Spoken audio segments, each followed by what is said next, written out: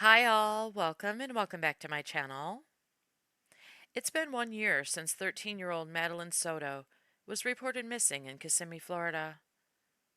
Her case captured worldwide attention because she was a beautiful young girl just entering her teen years, and because the story her mother and her mother's supposed boyfriend was feeding the world didn't make a lick of sense.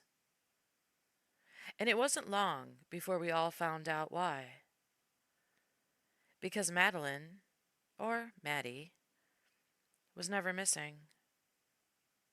Her life was taken from her, inside her home, with her mother, Jennifer Soto, and her mother's boyfriend, Stephan home with her.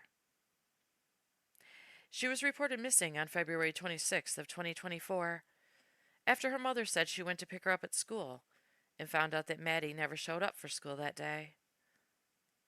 After she told police and news outlets that she and Stearns dropped Maddy off at a church close to her school early on the morning they claimed she disappeared. She repeatedly said, "We dropped her off close to the school."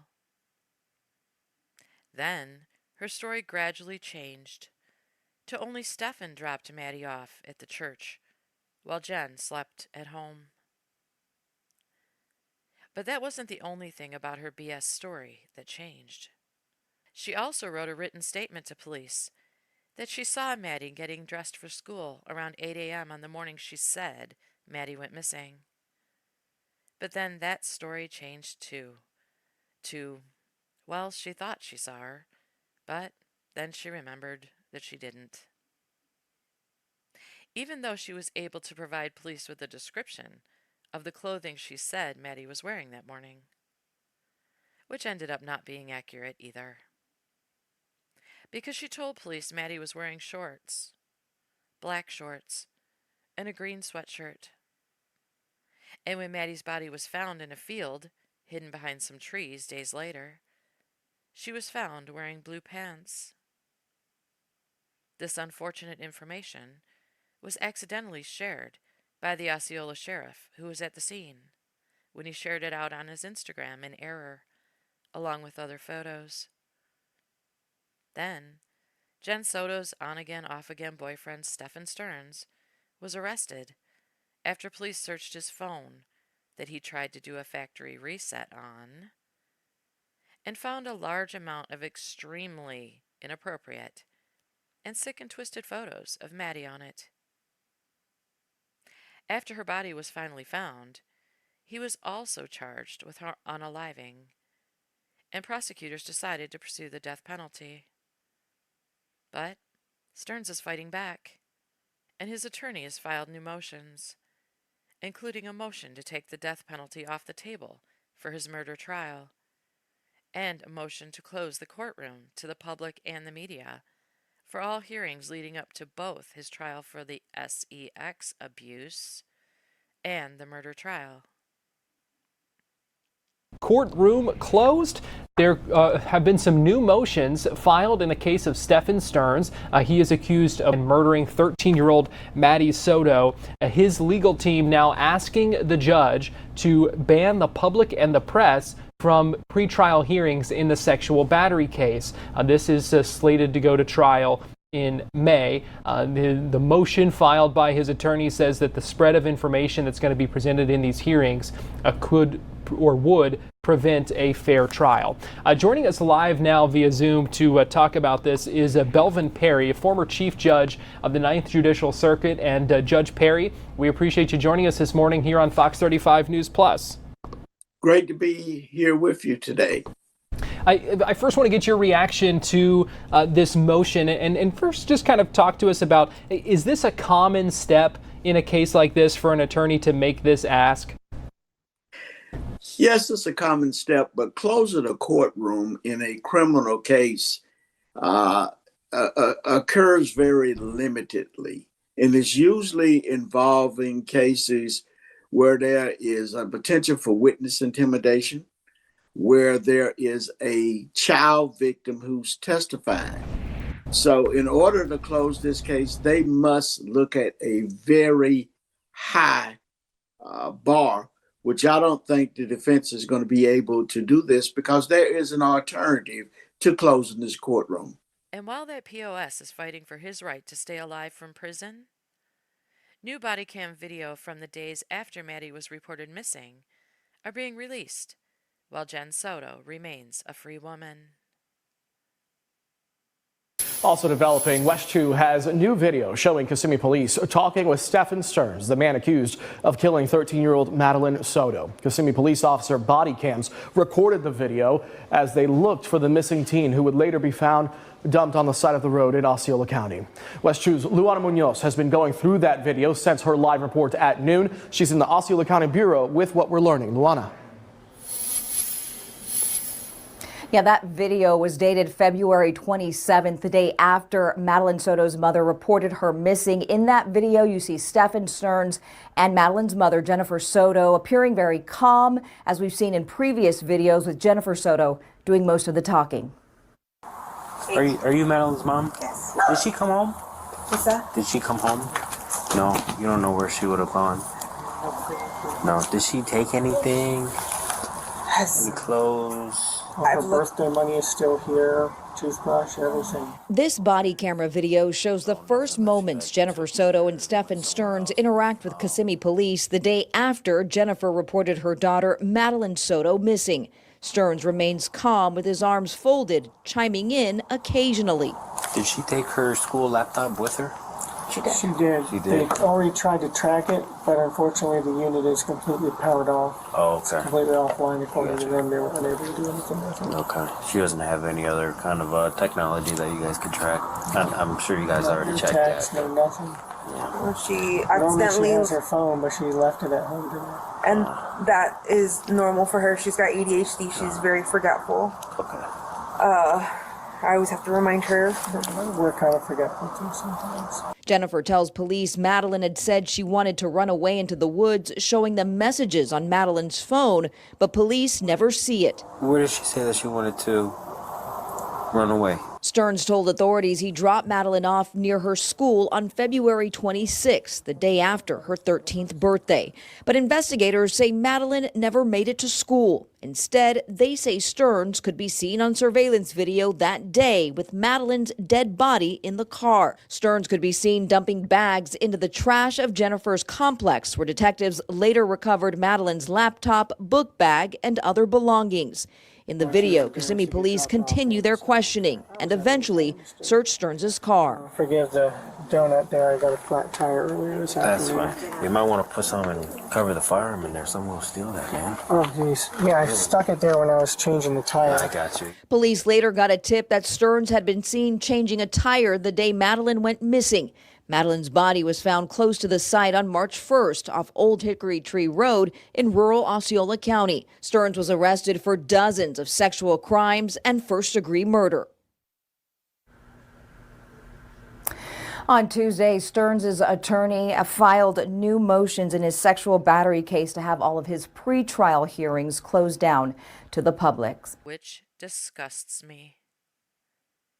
Because I believe Jen Soto belongs behind bars, right along with her POS boyfriend. And if you wonder why, I have a number of other videos covering this case on my channel that lay it all out in detail. But Jen Soto would disagree. Because even though she was caught in a number of lies, never bothered to look for Maddy, and admitted that she allowed her 12-year-old daughter to sleep alone in a bed with her boyfriend in another room without her, she claims she had no idea he was abusing Maddy for years. And she had no clue that Maddy was dead or where her body was dumped. All of which I call BS on. And I'm not the only one. Detectives who interviewed Jennifer Soto before Maddy's body was found had trouble buying much of her BS story as well, which you'll see in the video I'm about to play for you. This is not any of her rehearsed videos she did for the media, trying to act like a worried mother, which she failed miserably at. This is her actual police interview, where she plays the innocent victim in all of it, while she explains to police why she doesn't know why she lied to them when she told them she saw Maddy getting dressed for school that morning, when she didn't. Why she told Stearns he needed to get a lawyer to protect himself, even though she didn't believe he had done anything wrong. And how instead of searching for her supposedly missing child, as worried as she was about her, she went shopping at Target instead to take her mind off of it. Until she realized that she might be recognized from the news, and she just didn't want to be bothered with having to deal with people wanting to talk about her missing daughter. The video is a long one, but an interesting one. For me, it's interesting watching her and listening to her try to convince the police she's so innocent. And she still has hopes Maddy will be found alive, even though I believe she already knew she wasn't. And she was just waiting for them to reveal to her what they knew. But I don't believe it'll be long before Jen Soto finds herself behind bars as well. And justice will be served for precious Madeline. Because she deserves justice for what those two POSs did to her. And even if for some ungodly reason her egg donor gets away with it, I do believe she will be facing justice from a higher authority. I want to dedicate this video to the memory of beautiful Madeline Soto, who deserved so much better than she got in this world. May she rest in heavenly peace. And I want to thank you for joining me to remember her precious life before it was stolen from her. Here is Jennifer Soto's police interview before Madeline's body was found. The sound does go in and out in some spots, but it was recorded that way by the police. So, sit back, relax, and enjoy the Jen Soto show. I told her goodnight, and yeah, that was it. I just turned 13. But that's just so heartbreaking to be celebrating her 13th birthday, and then the very next day, that's gone. the last you've seen of her. Yeah. With all kinds of people stuff.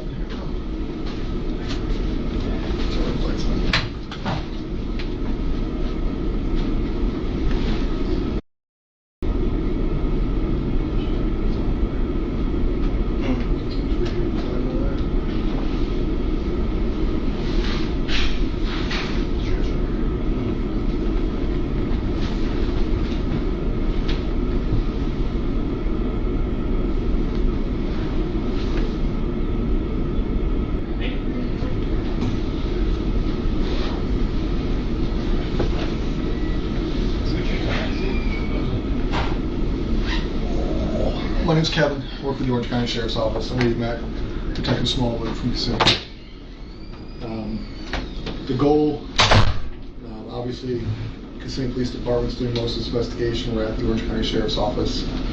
Our people, we have resources out there, obviously doing active search. So it's kind of a joint effort. So Detective Smallwood's kind of, we're going to go read through the timeline of everything else. Sunday, Monday, Tuesday, Wednesday, we're going to go from there. All right. You want me to go through the whole timeline? Yeah, we'll start with Sunday. Take me through Sunday. Okay.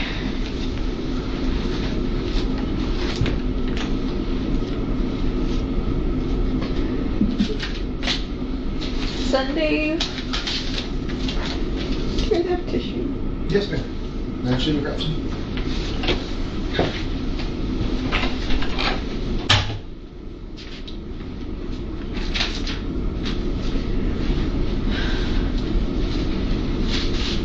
So actual tissues? No, that'll work. I can give you this whole roll.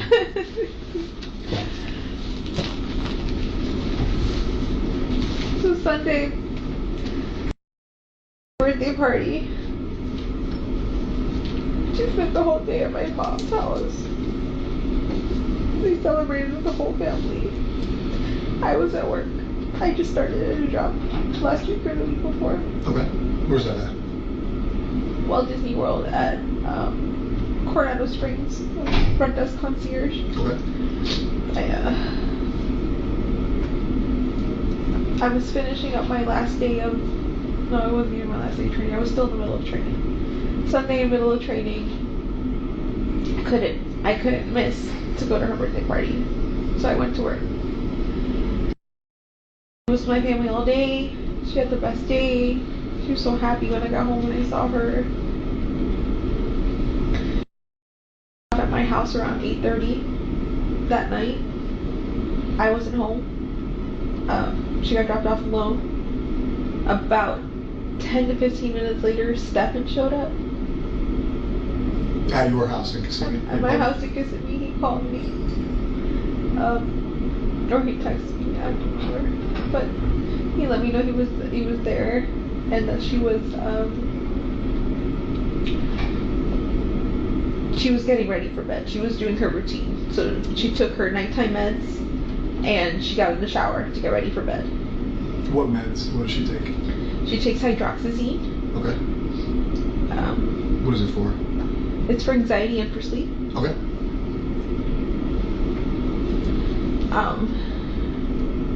Now, could she take that by herself, or would he have given that to her? I think she took it by herself. She got home and she had already taken it. How do you know that?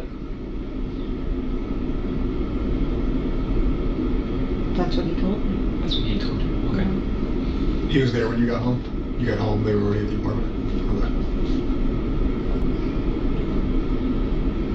I don't like her taking her meds without somebody visually watching her, because I don't want her to accidentally grab the wrong pill. She's comfortable enough to grab the pill but I'm like, no, I need to watch you take them. Has there ever been an issue with that in the past, where she took too many or took the wrong thing? Or just like a thought in your mind? No, just a thought in my mind, just me being hypervigilant. I want to physically watch her take her meds and watch her grab two, take them. I don't ever want there to be an accident of she took too many, or she took, my biggest fear is that she would take Adderall by accident, her daytime meds. Got it.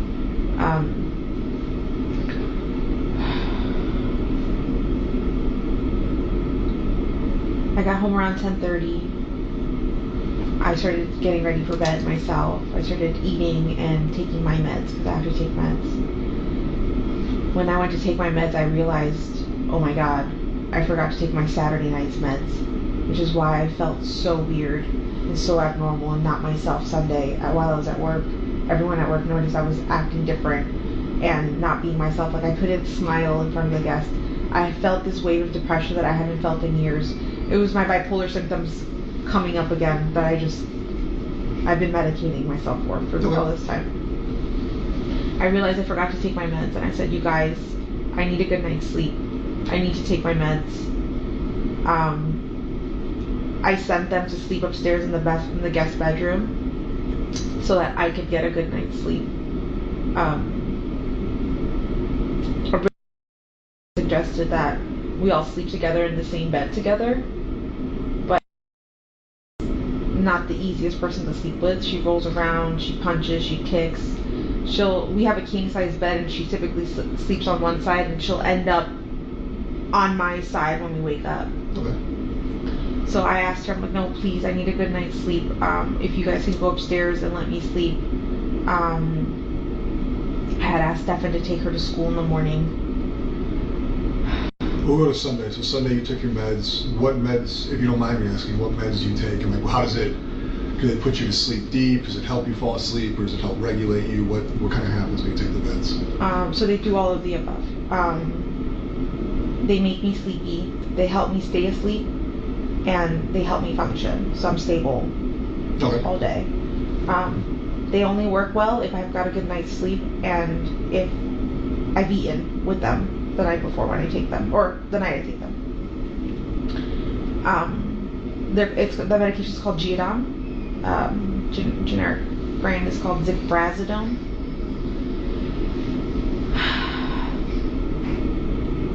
I took my meds, and then I told them to start getting ready for bed, to start heading upstairs and get ready because it was already almost 11 o'clock. It's past her bedtime. She needs to go to sleep. So I sent them upstairs. I think he may have come down at one point to pee before bed, and then he went back upstairs. He uses my restroom because the roommates upstairs don't want to share a restroom with a male. Okay. Yeah, so he uses my restroom.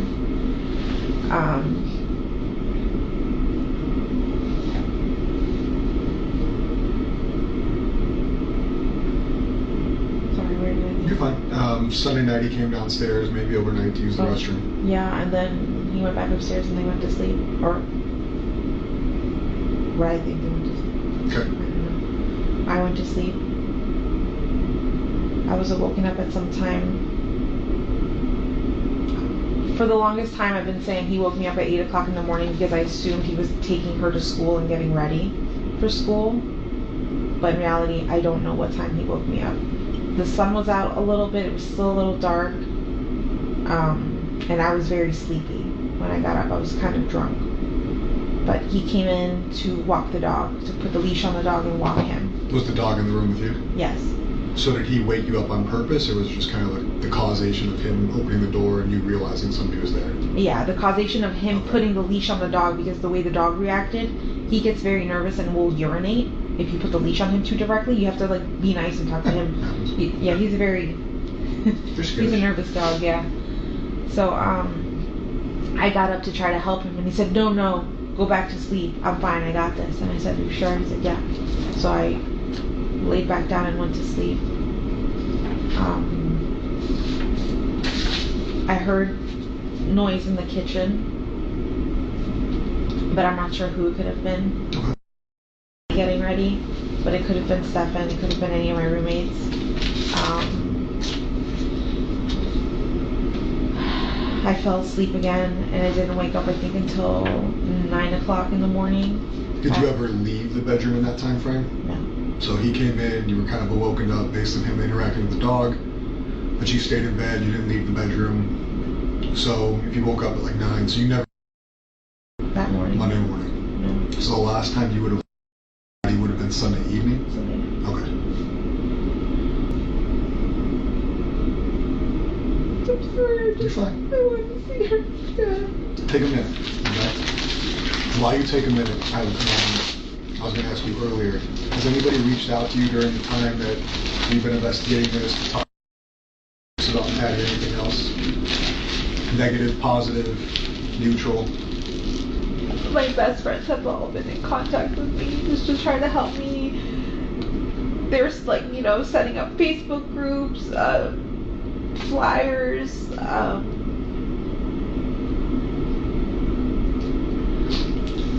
No negative interactions with the public or anything? Nobody's like reached out with tips or accusations or anything like that? Not that I've seen. I've been avoiding social media because my family's telling me to not go on. Would you be okay with our digital people looking at your phone to verify there's no stuff coming into socials, texts, things like that? That's fine. Do you have the phone? Yeah. What they'll do is they'll plug it in, they'll do a forensic download of it so they have the data. That way they can go through it and say, we did receive things, we didn't receive things, here's the communications in and out, things like that, so we can verify that for you. That's fine. You have a password on it? 030288. 030288. Okay.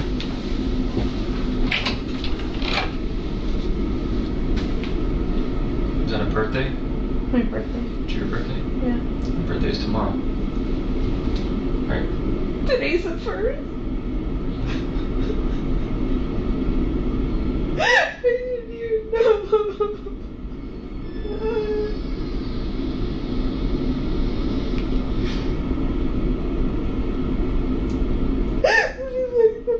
This is the worst birthday ever.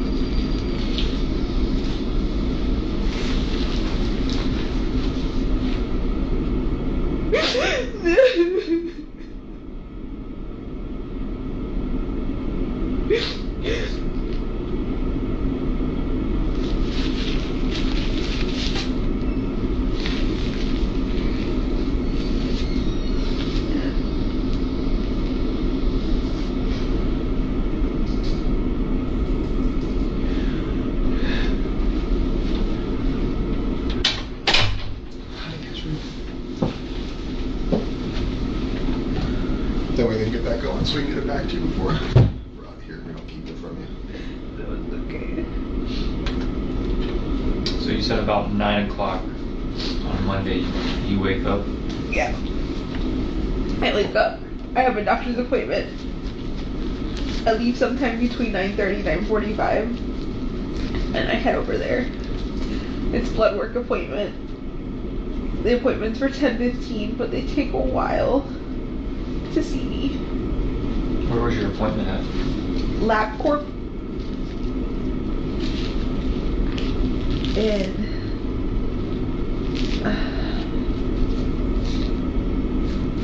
do you want me to tell you exactly which one?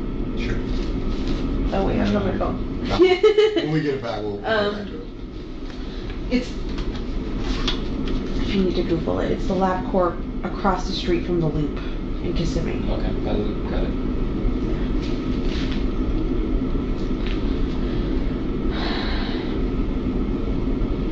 Had my appointment. I finished there sometime between 11:15. Then I headed home. When I got home, Stephan was there.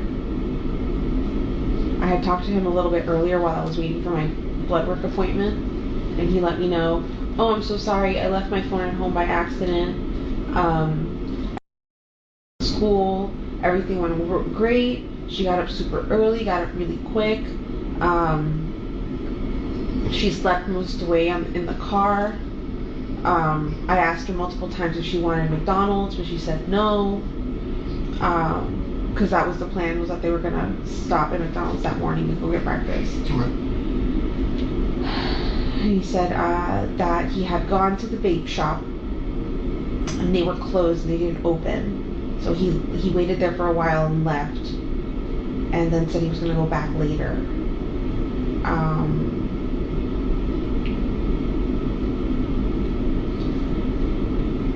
When I saw him at the house, everything was normal. We were chatting, we were talking, he was acting normal. He was sitting in my computer chair just messing around on his phone. While we were hanging out, he mentioned something along the lines of, oh man, I've been avoiding this phone update for a really long time. I should probably update it now. And I said, do it, don't avoid it, just get it over with. And he updates his phone and then tells me, oh my god, I don't know what button I just pressed, but I just factory reset my entire phone. And I said, how the hell does that happen? That gives you options now when you reset your phone? He goes, yeah, apparently I wasn't paying attention and I just pressed the button and it happened. And I said, oh, that's unfortunate, that sucks.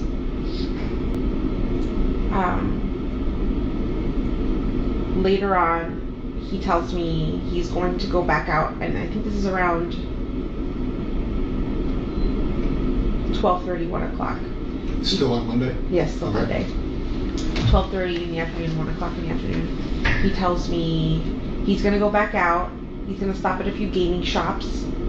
And then he'll meet me at the house at 2:30 so we can get together.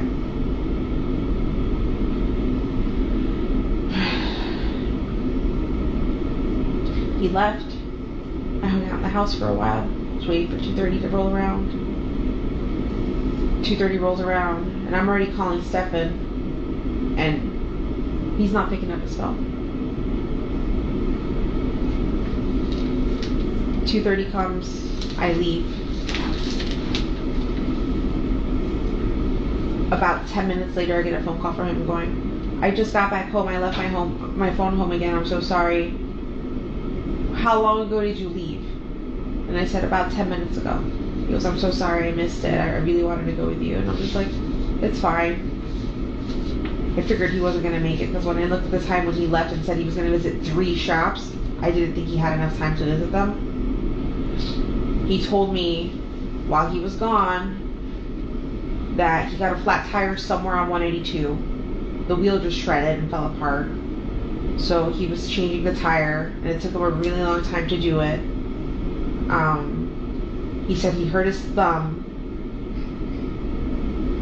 while changing the tire, like the frame or something slipped and something pinched his finger and he ended up having to yank it out. And he said he hurt his finger.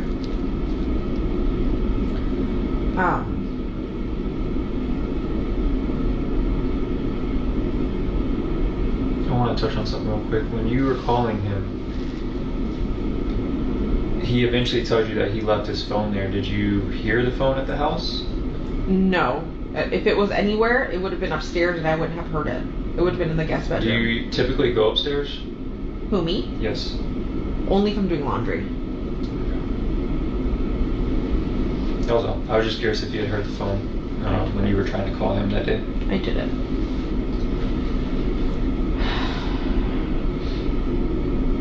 So he tells me all that. I get off the phone with him. I'm waiting. I wait for about an hour and 10 minutes. 4:04, the bell rings, and I'm waiting. I'm the first in line. And she doesn't come out. You were in your car? I was in my car, in the car line, yeah. Okay. At this point, it's been a few minutes. She should have been out by now, because she's usually one of the first kids out. She knows I'm in the front line. And I'm holding up the line behind me, because there's kids getting in the cars behind and they're all waiting. They can't get around me, right? So I start calling her, forgetting that I have her phone on me. I had found her phone earlier that morning. She had left it at home. And I brought it with me because she does this often. She does leave her phone. Where was the phone at in the house? It was on top of the dresser in her bedroom. Downstairs? Or I never been in your house. Downstairs. Okay. So, just so you know, I have a 4-bedroom townhouse. Okay. The living room has a partition in it, a fake wall kind of thing. That's got her bedroom in it. That's got a bed, a dresser, and a desk on it. Does she sleep there? No. She'll hang out there. She'll use her computer and hang out there. That's her hangout spot. But she primarily sleeps with me every night in my bed. That's because I know the roommates wake up super early in the morning. They're going to be in the kitchen. They're going to wake her up if she's sleeping out in the living room. So I don't. So your bedroom downstairs, her makeshift bedroom downstairs, guest bedroom upstairs? Yes. Got it.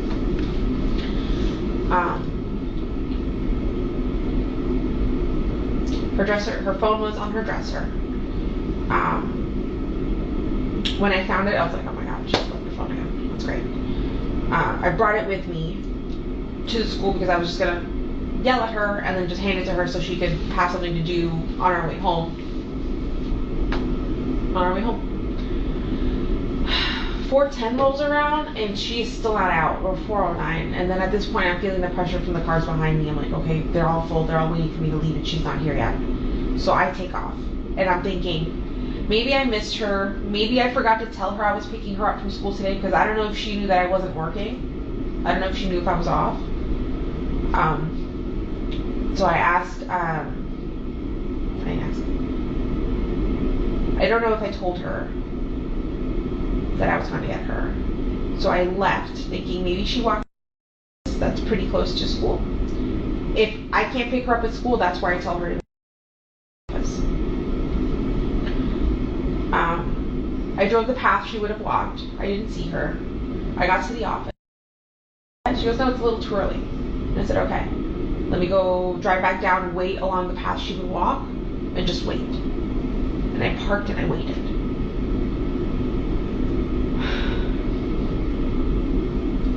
I waited, I'm not sure how long I waited. Maybe somewhere between 5 to 10 minutes. She still wasn't there, and I looked at the time and I'm like, okay, she should be back at my mom's office by now. Maybe she took a different path and I didn't see. So I went, no, she's still not here. And I'm like, that's really strange. So I call, I don't know if I text her, I call. I think I text her. And I asked, hey, or I called her. I asked,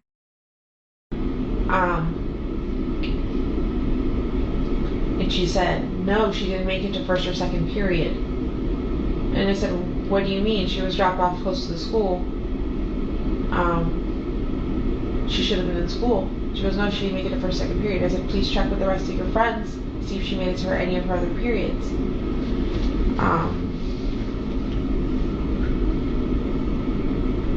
At some point in this, I emailed one of her teachers asking, I actually emailed a few of her teachers and 2 of them responded. One of them said, no, she did not make it to class, and I checked her attendance for the rest of the day. She wasn't in school at all. Like, he sent me a screenshot of like her attendance and it said 0, 0, 0. You still have that on the phone? Yes. Okay. If you need to know what app, I'll tell you what app. It's a special school app. Got it. He said she was missing all day. And at this point, I start to panic and freak out because that can't be the case. She was dropped off. I had to go check her attendance at school, but the office had closed already. The lights were off. I could see a student sitting in there in the darkness, but I couldn't see any of the administrators or anybody in the office. Lights were off, everything was closed. They wouldn't allow me in.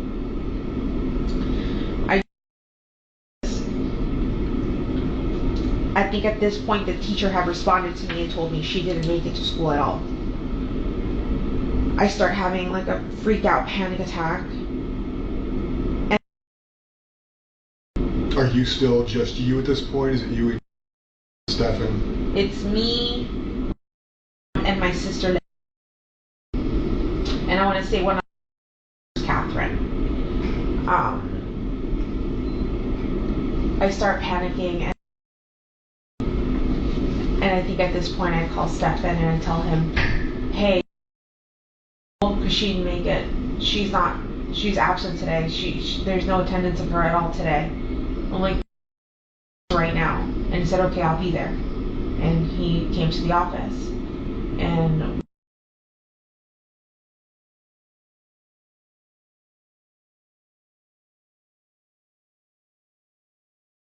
there for like 3 hours, I think. Eventually I contact one of my friends whose husband works, or ex-husband works for OCP, or for you guys. Orange County Sheriff's Office? Yeah. Okay. And I messaged him and I talked to him and I asked him what I should be doing because you guys aren't responding quick enough. Would you know his name? Where he works? Yes. Nick Mann. Okay.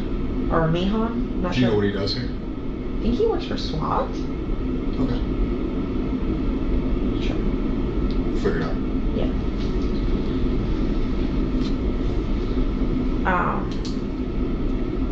He tell you to wait? I can't remember anymore. I think he let us know that there were other kids missing in the area, which is why you guys weren't responding quick enough. I think an 8 and a 9-year-old had gone missing around the same time too, in a playground. They forgot to tell. They didn't tell their mom they were going to the playground or something like that. So all the cops were over there on that side of Hunters Creek. My sister's boyfriend, ex-boyfriend, whatever he is, thought it would be a good idea to go to the park and talk to a cop there and see if he could bring a cop back, and that's what he did. Okay. And then at that point, that's when the cops started asking us questions, taking a report.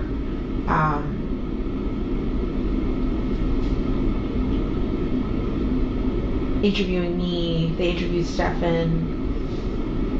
They asked Stephan to take them back to the location where he dropped them off, and he showed them wherever he dropped her off.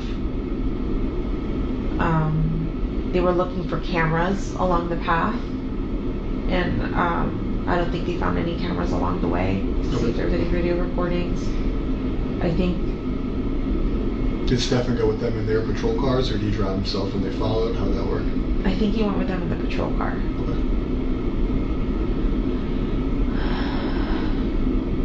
Then they came back, and then that's it. Everything was done. The cops were done. We were done. What time? You remember what time that was on Monday? It was after dark. It was say 8 o'clock. What did you guys go do after that? We were in separate cars, me and Stephan. Okay. I ugly cried on the way home. I shouldn't have been driving. But I ugly cried on the way home, and I went straight home. And then the first thing I did was call Fox 35 News to see if we can like air some missing children information out there. When you say ugly crying, just overly emotional tears, makeup running, or is there like what is your meaning of ugly crying? Sobbing where I couldn't see the road, and I shouldn't have been driving. Like, I was swerving. Makes sense. Did Fox 35 come out to your house, or what was their response? They responded the following day. I think we did a Zoom video interview. Did Stephan follow you home? I don't know if he followed me, but he drove home, yeah. I mean, was it within a reasonable time when you got there? Like, yes. okay. Drove home. We waited there. We didn't know what to do.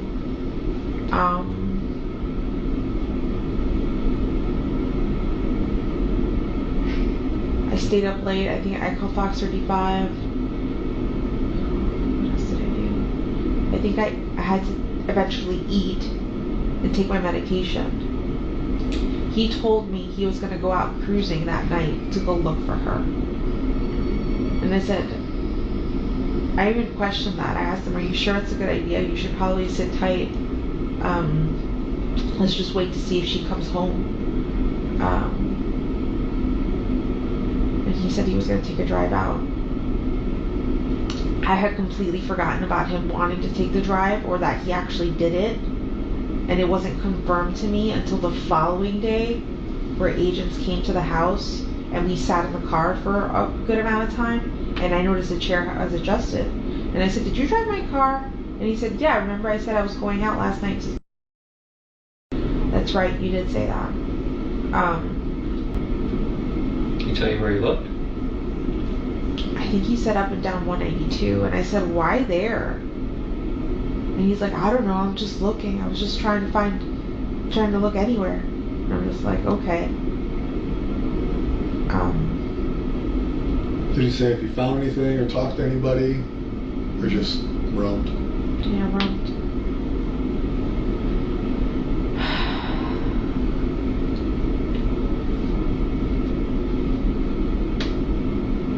When you were getting ready for bed, you were tired, emotional.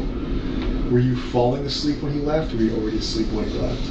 I was already asleep when he left. Okay. Did you sleep downstairs? Yeah. In your bedroom? When you woke up, was he already awake, or was he still sleeping? He was asleep in his bedroom upstairs. The guest bedroom? Yeah. Okay. Did you take your medication that night? I did. What did you guys do Tuesday? Or just you? You guys, if you're not together, you're not together. What's the timeline on Tuesday? Tuesday, he slept. I woke up early and started making phone calls to like the National Hotline for Missing and Exploited Children. I called the number that the sheriff's office had given me to see if they had any information, and they let me know that she was like the what did she say she was?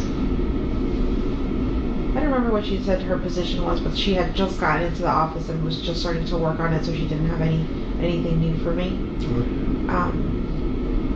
Her name was Bonnie Mitchell, I remember that. She asked me to send her some photos.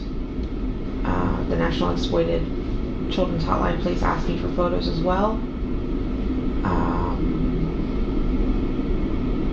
I think at this point, I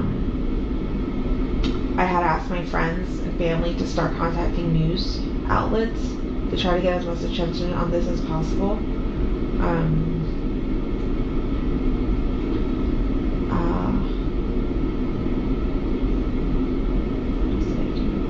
I had a lot of phone calls coming in, and I was picking all of them up, hoping that any of them could help me.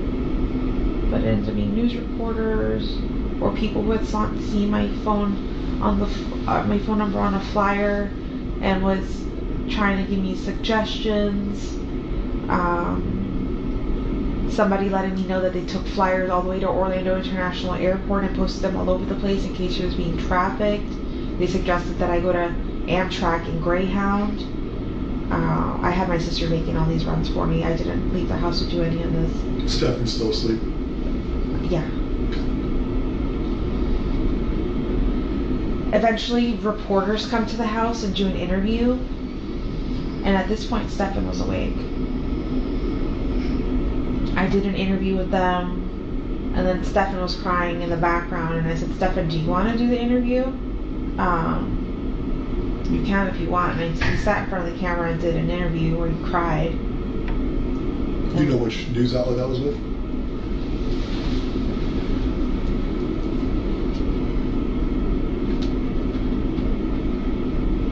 I know there's a video on Fox 35 where with you him guys sitting appeared to be on like a webcam. Yeah, that was Zoom. He was sitting in the background for me. Okay. I know but that you one. had in-person interviews with reporters? Yes. I want to say it was Channel 9. Okay.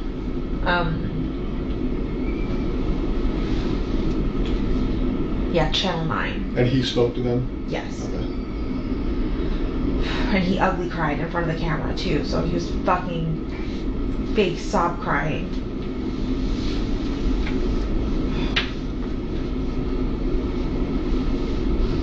So are you saying that now, or do you? I'm saying that now. I didn't think that at the time. At the time, I thought he was truly heartbroken and not that he had done all this shit to her. Like, I look back at shit now, I'm just like, he was fucking lying. He was fucking faking. What else has he been lying to me about? I know he's like a master liar and manipulator because he's done it to his parents, and he's told me and shown me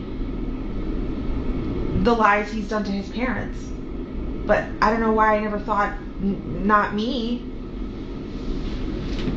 The lies are about money, they're about where he's at, what he's doing, what's he... Yeah, all that. To his parents? Yeah, he's stolen money from his parents.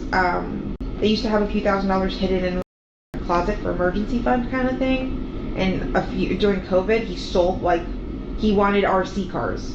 See, if he wants something, he's gonna get it. No matter what. So he wanted RC vehicles, the remote control cars, fancy ones. They were a few $100s, and I'm poor. I know I can't afford it, and he's showing up at home with these things. And I asked him, "Where are you getting the money from? Because we don't have this money."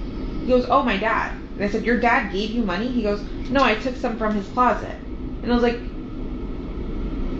they have an emergency stash? And he's like, "Yeah." And I'm like, he's gonna notice money's missing. And he's like, "No, he won't. It's so much money in there, he won't notice at all." I've confirmed with Chris later on that he did notice money, but he never asked his son. But I let him know, yeah, he was robbing you and just buying himself toys. He's also lied. Most recently, he lied to his parents about where he would be. He told them he would be at his friend's house playing video or board games or something like that, but in reality he came all the way to Kissimmee to hang out with us. Okay. But you guys were together Wednesday? After all the interviews, did you stay Wednesday? Would you? I know yes. We had some detectives go meet you guys Wednesday, I believe it was. Yeah. Were you guys in the house together until detectives came? Yes. What kind of happened after detectives came?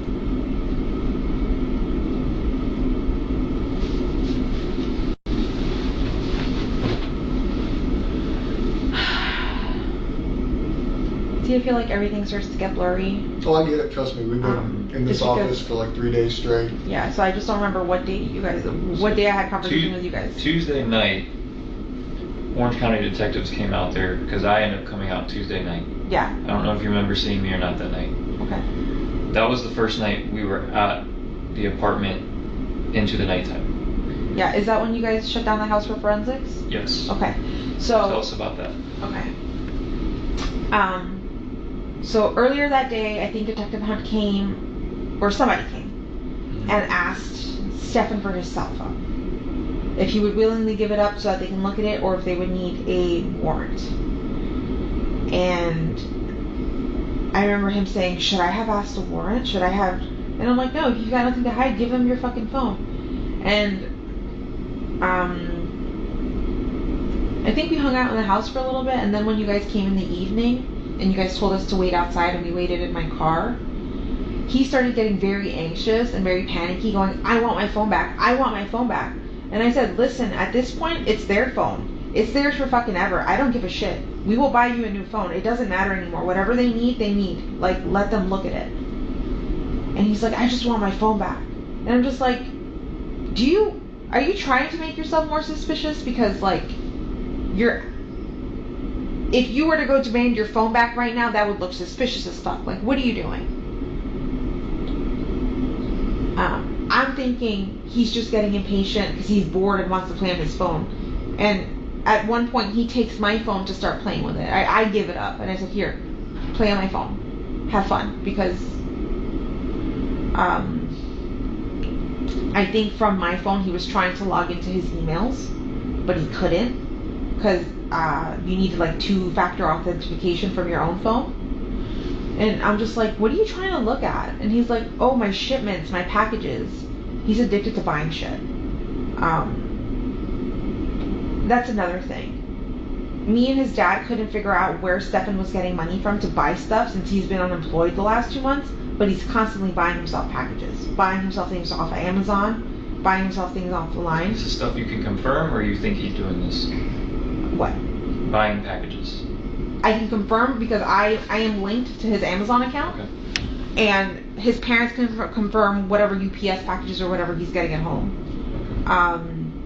But I'm linked to his Amazon account. If you guys have my phone, you'll see whatever shipment. I think most recently I did like birthday party. If you see birthday party stuff, that was me. But everything else, him.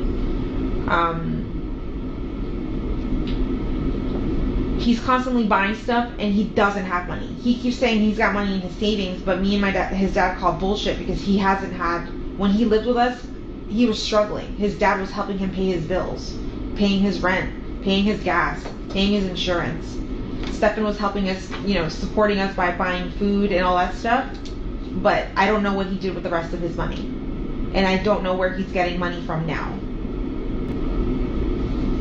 You were telling us that he was trying to log into his emails. So he's trying to log into his emails on his phone. And I said, 2-factor authentication, you can't do anything. You're just going to have to wait till you get your phone back.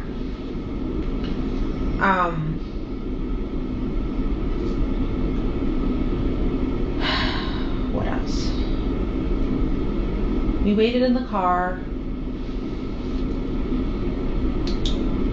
I think at this point, when I noticed that forensics was locking down the house and you guys said we couldn't come back, I told him to call his dad.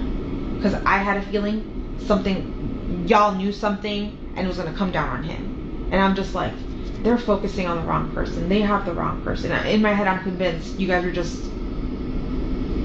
that you had the wrong person. I wanted to think that he was good.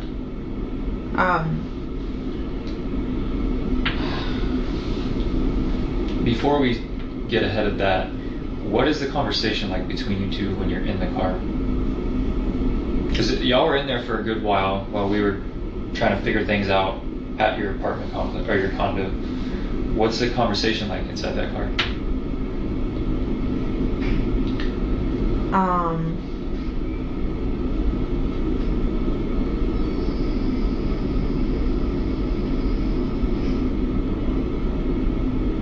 trying to think back to what exactly we were talking about. I know I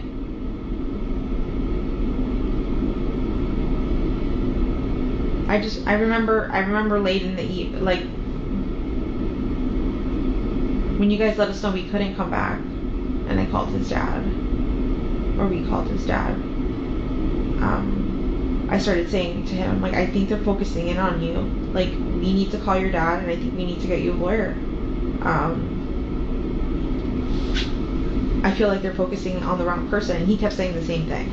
He kept repeating what I was repeating, that they're focusing on the wrong person. They're wasting time there.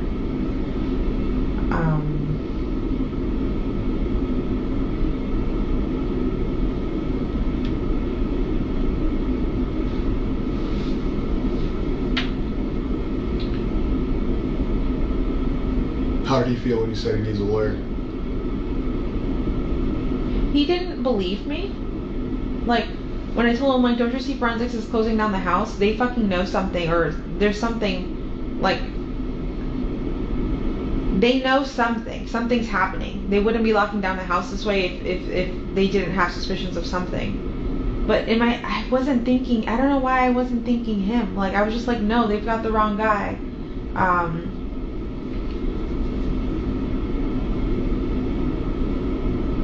he just kept saying that they have the wrong guy, that they're focusing on the wrong person, and that we're wasting time. And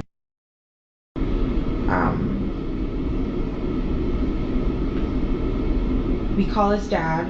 We tell his dad to come down here, and his dad did come down here and met us at a hotel. That was another thing. I don't have that much money. I live off of disability. I couldn't afford to put us up on a hotel. Like when you guys said that we couldn't return, I was like, I didn't know where to go.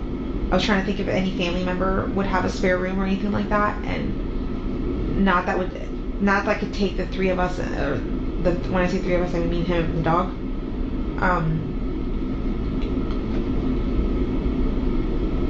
And I know at my mom's house we wouldn't have been welcome. My mom does not like Stephan. She's never liked Stephan. So I knew that our only option was to go to a hotel, but I couldn't afford it. So we called Chris, and Chris met us at a hotel by Disney, Okay. off of Western Way, and that's where we went. We got there pretty late. We checked in. I used the restroom, and I was getting ready for bed, or laying down in bed probably around 3:30, 3:45 in the morning, and I fell asleep. Stephan was already asleep at this point. Did you go straight to sleep when you got in, or just kind of drifted off as you were falling asleep? Like you went to the bathroom and he goes straight to bed? He was already in bed before I went to the bathroom. Okay. I was on my phone for a little bit. He was laying in bed snoozing. I went to use the restroom. I was in the restroom for quite a while because I had like a terrible sub. When I came back out, he was asleep. At least I thought he was asleep. But His dad stayed with you guys? not in the hotel room. He stayed in a different room on the same floor. Okay. The following morning, I wake up, I think around 9 o'clock in the morning, and Stephan's not there. And I remember thinking, he left again without his phone and didn't tell anyone where he was going. That's suspicious as fuck again. Why is he trying to... Well, we took his phone, so he got a new phone? He didn't get the new phone until later that day, where his dad woke up, came to our hotel room, and then handed him a phone. Okay. And said, here, have this phone in the meantime until you get your old phone back. Oh, so you're just saying he's out and about with no phone? Yeah, he's out and about with no phone, so there's no way for us to contact him. There's no way for us to... I didn't know if he even knew how to get back to the hotel. Because I drove that night. He's a little oblivious to when it comes to directions. So I was just like, is he gonna even figure out how to get here? But he rolled in around 11:15. Rolled in with a cup of Wawa. And said, oh, I'm so sorry, I was just driving around. I grabbed some Wawa on 182 and got lost. I didn't know how to get back to the hotel. But I'm here now. And I'm just like, detectives are about to show up. What the fuck would have happened if they showed up and you weren't here? Like, you would have been a fugitive. Like, what are you doing? And he was just apologetic about not telling anyone where he went.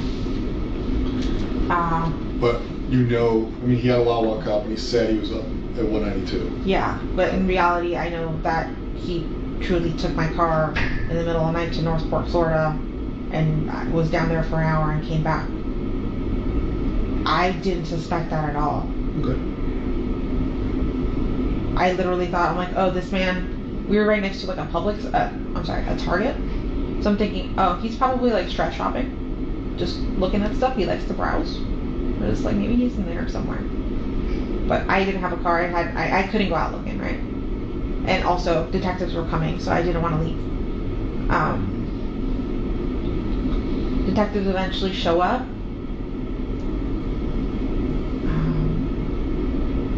Actually, we were in the hotel room for a while.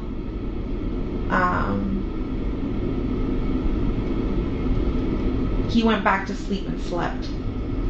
I took a little snooze for a little bit that morning, and then I got up, and then I went downstairs to the lobby, and I saw Chris. And Chris asked if I wanted some lunch, so we went to the hotel bar and ate some lunch. We brought up some lunch back for Stephan. Told him to eat a little bit. When he woke up, he took like 2 bites.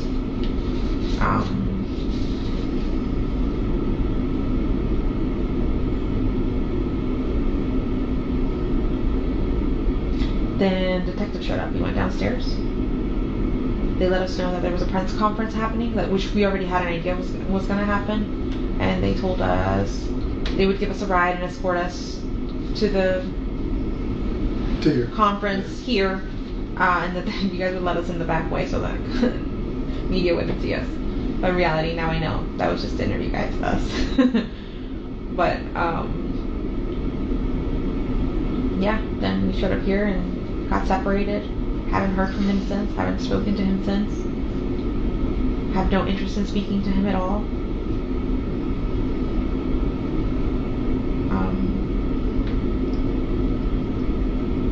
Yeah, that was it. Then we got interviewed.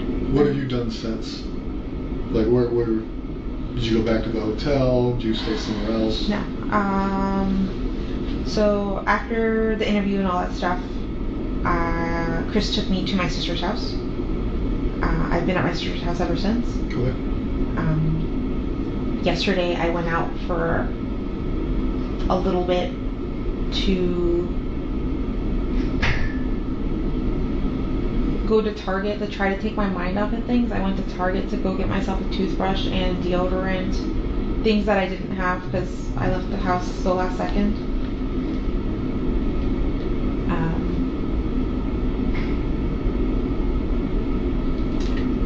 I also went to my ex-husband's wife's mom's house. It's complicated, but we're all friends. So? Yeah. And they consoled me. They just kept me company. They made lunch.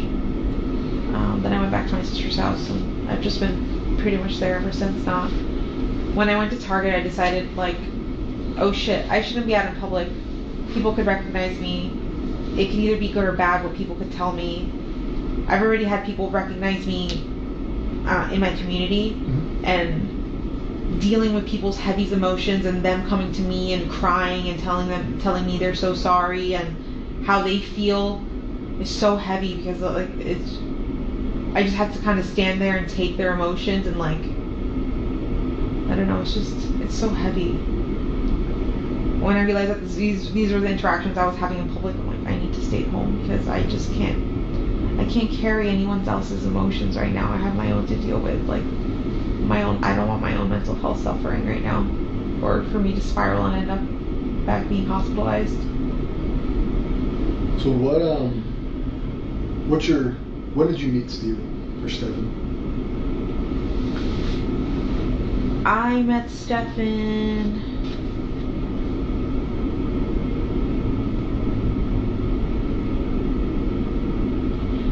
in 2017. We both worked for Eco Homes, a real estate company. I did appointments and he worked in the office doing like warranty work. We met as coworkers. We became really good friends. We were best friends for like a year. And then eventually I asked him if he wanted to hook up and he said sure.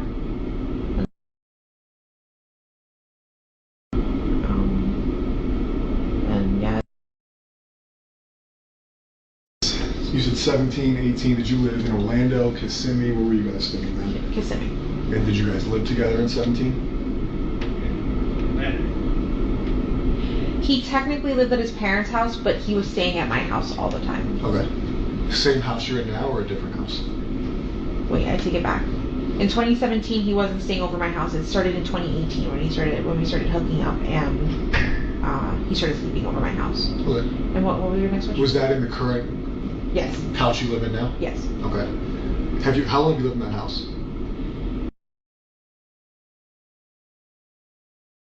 On and off, because at one point we moved close to where his parents live right now. They live in Northport, Florida, Sarasota County.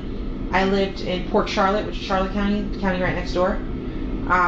We had an apartment there for like 6 to 8 months. We moved down there because, again, Stephan was promised a job and that fell through. So we supported ourselves in this tiny apartment for a little while until I ran out of funds. Do you remember what year that was? 2020. So when did you live in Port Charlotte in 2020?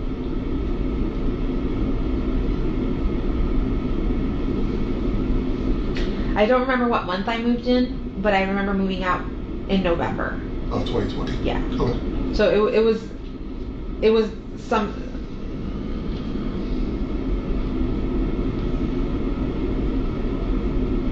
April, May. That's fine. There's something we can look up if we need to later. Yeah. Port Charlotte in sometime in 2020 for a few months. Yeah. And then you came back to the same house. After Port Charlotte, I went back to my mom's house for a little while. Where's that at? In Hunters Creek, Florida. Got it. Even before Port Charlotte, actually, the few months before I was in Port Charlotte, I was living at my mom's house. With Stephan. March 20th, decided he wanted to renovate the house and possibly sell it, so he told us to get out. So March 2020, so around COVID time, like 2 weeks after COVID was announced, I moved in with my mom. Okay. And I lived with her for a little bit, and then the Port Charlotte apartment happened.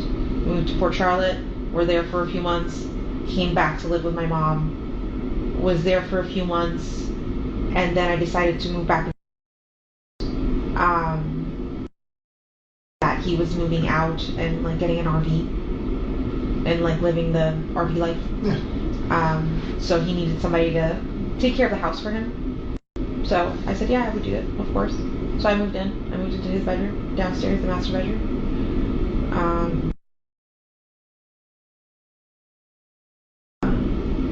Eventually, Stephan did come.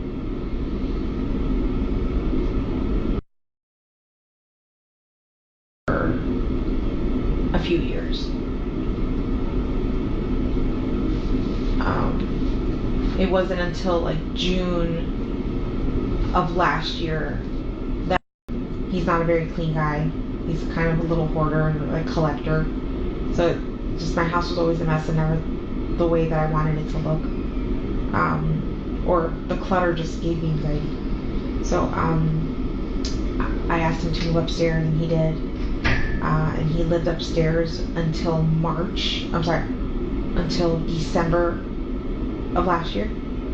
And then he moved to Northport, Florida with his parents, but they had promised him a job, but that fell through. So we were in the process of trying to get him to come back up here to get his job back at Disney and for him to move back into the house for a little bit. And I'm not sure long term. I know temporarily I was willing to accept him back. Was that something out of convenience for him or because you? A little bit of both. We missed him. And I wanted to help him out, like make it easy, like give him a place, like a base to start at, and then for him to start looking for something else afterwards on his own. But yeah. You obviously talk a lot. Is she a secretive teenager? What is like your kind of day to day with her?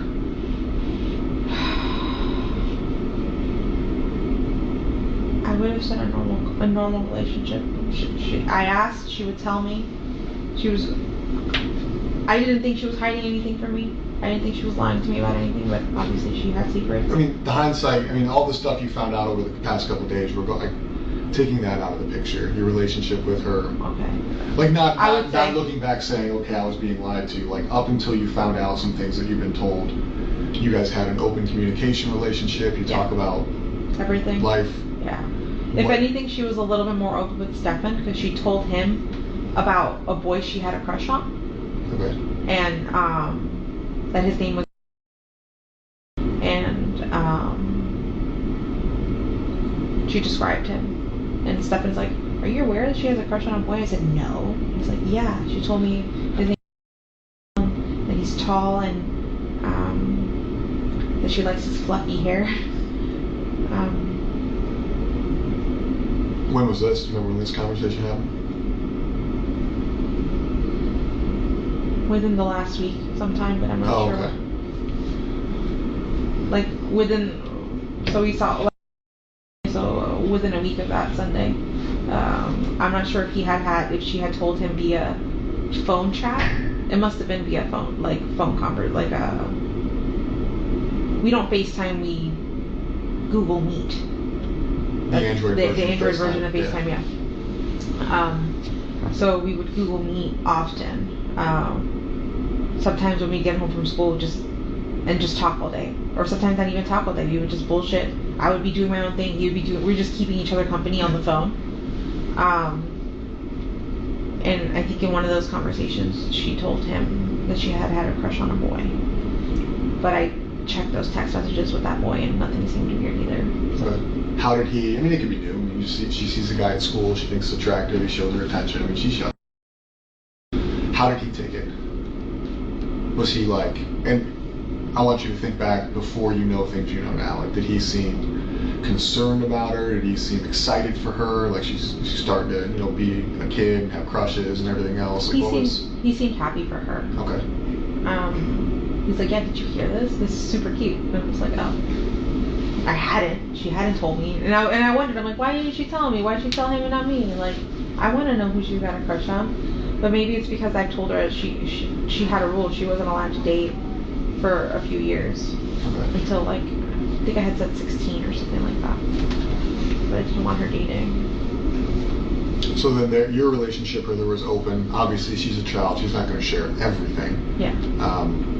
With him, it seems like she has a very open relationship with him. They talk, they hang out. So it'd be okay with you if they went out and did things together outside, if you were at work or something.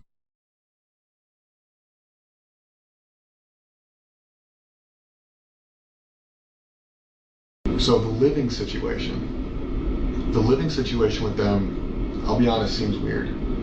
It's weird to me. She's got a bedroom downstairs. What's kind of the mindset or the thought process, the communication you've had with Stephan about, she's not going to sleep in her bed, but you guys are going to go sleep in the guest bedroom? So originally the plan was that all three of us were going to sleep in my bed together. And I'm not just saying Sunday, I mean like in the past too. So I had a rule. She wasn't allowed to sleep in his bedroom at all. Like, no sleepovers, no nothing. For a very long time. For years.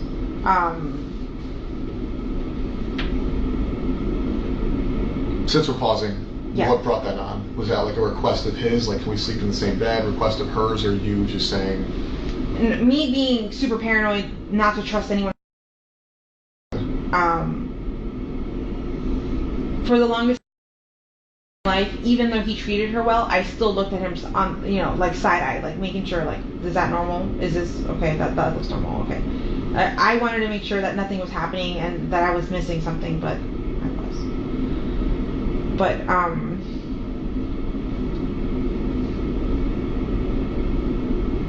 he never requested. I'm sorry. Repeat the question then. So I guess you said like you had a rule. Like obviously we know now they've slept in the same bedroom together and everything else. I'm sure you're questioning a lot of things that like you haven't been told or that are going on. The thought process of them sleeping in the same bedroom caused you to say that you had a rule for the longest time where they couldn't. Yeah. I have a son. He's a lot younger than her. He's 4.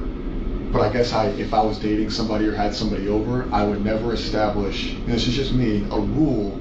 He can't sleep in the bed with her, or she's not going to be. It wouldn't even be a thought process for me, so that's why I asked, because I wouldn't think of it even as an option. Yeah. So when you say you had a rule, I guess I'm asking what prompted the rule? Sleepovers before. Yeah. Late, you want to watch movies and eat snacks, can we do that? I'm like, no, we can all watch movies down here together, we can all sleep down here together. Up until June, together all the time. So we were always, she would sleep in the middle, I would sleep on this side, he would sleep on the other side. It wasn't until June that he got his own bedroom and I sent him upstairs. That's where the requests for sleepovers started. Okay. And I kept telling her no. I'm not comfortable with that. I'm not comfortable with that. But eventually, at some point, like we really want to watch. I forgot what movie it was. They really wanted to watch something, and I was really tired. And I said, okay, fine. Go ahead, but this can't happen often.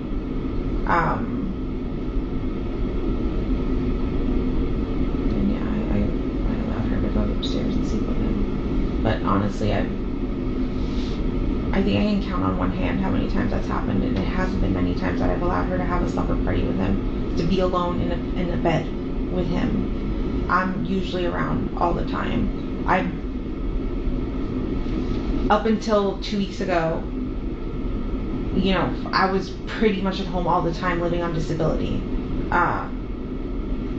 If I wasn't at home, just, you know, I was substitute teaching, but I was substitute teaching primarily at her school or at the school close by, but I'd make sure I'd get out around the same time, and I'd get out in time to pick her up and take her. So she was with me pretty much all the time. She wasn't at school.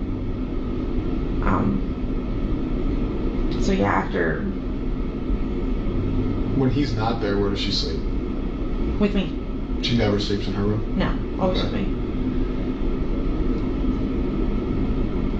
Quickly, do you know, and you may hate the question, but do you have any idea? We currently have upwards, probably 200 people working on finding.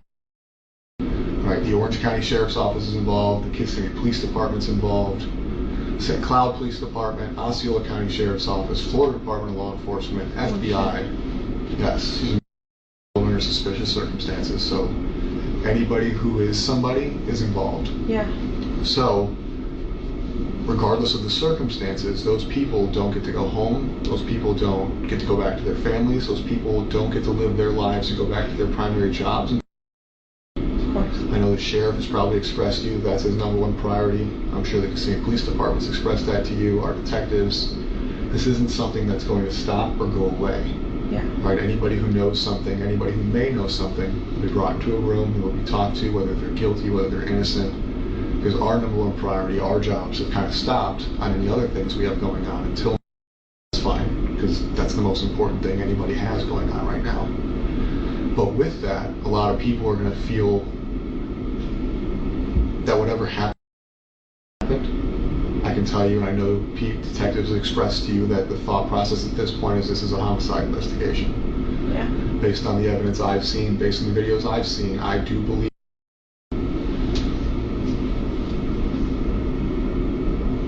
With that being said, and the reason I tell you that, not to be an asshole, is because the thought process with us leads it in a different investigation, a different way. Meaning, whatever has already happened, right? We cannot change what happened most likely on Monday. We cannot change the fact that I believe Stephan killed her, right? All we can do now is find her as quickly as possible. On the 2% chance we're wrong and that she is alive, that's phenomenal, right? That's the best thing that could happen. On the chance that we are 100% correct and she has passed away, finding her now versus later will bring closure to your family, will bring closer to everybody, regardless of how it happened or why it happened. Meaning, if you have an inclination, if you know where she's at, if his father knows, that doesn't mean those people get held accountable for what he did. It doesn't mean those people get held accountable for knowing what he did. It means we close out the investigation. You know what I mean? So a lot of times we go into rooms like this and we ask people questions. We say, hey, do you know what happened? Do you know what happened? And there's this fear of what happened already happened. I can't change that. So I'm not going to insert myself with knowledge because it's going to make me look bad. Regardless, at this point, I murdered her, right? He victimized her. He ruined her entire life from childhood until now. I think that there's probably some sense of guilt. And my fear is that sense of guilt is causing you to not want to assist in the location of her, not because you're a bad person, but because there's that sense of guilt that what was happening under your roof, and now by her being found brings that all to your plate, and it doesn't. Oh no, if I knew anything I would so tell you. I want to even if she's dead, because you guys tell me your suspicions, but I'm not going to believe it until I have her body.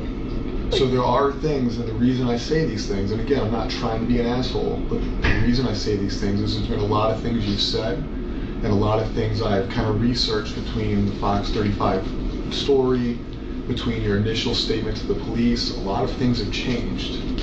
The initial statement to the police was you watched her get dressed, you watched her leave, you knew exactly what she was wearing. Can I tell you my thought process on that, or where I came from with that? I was handed this form, and I'm like, where do I start? What do I write? And somebody said, tell them what you saw.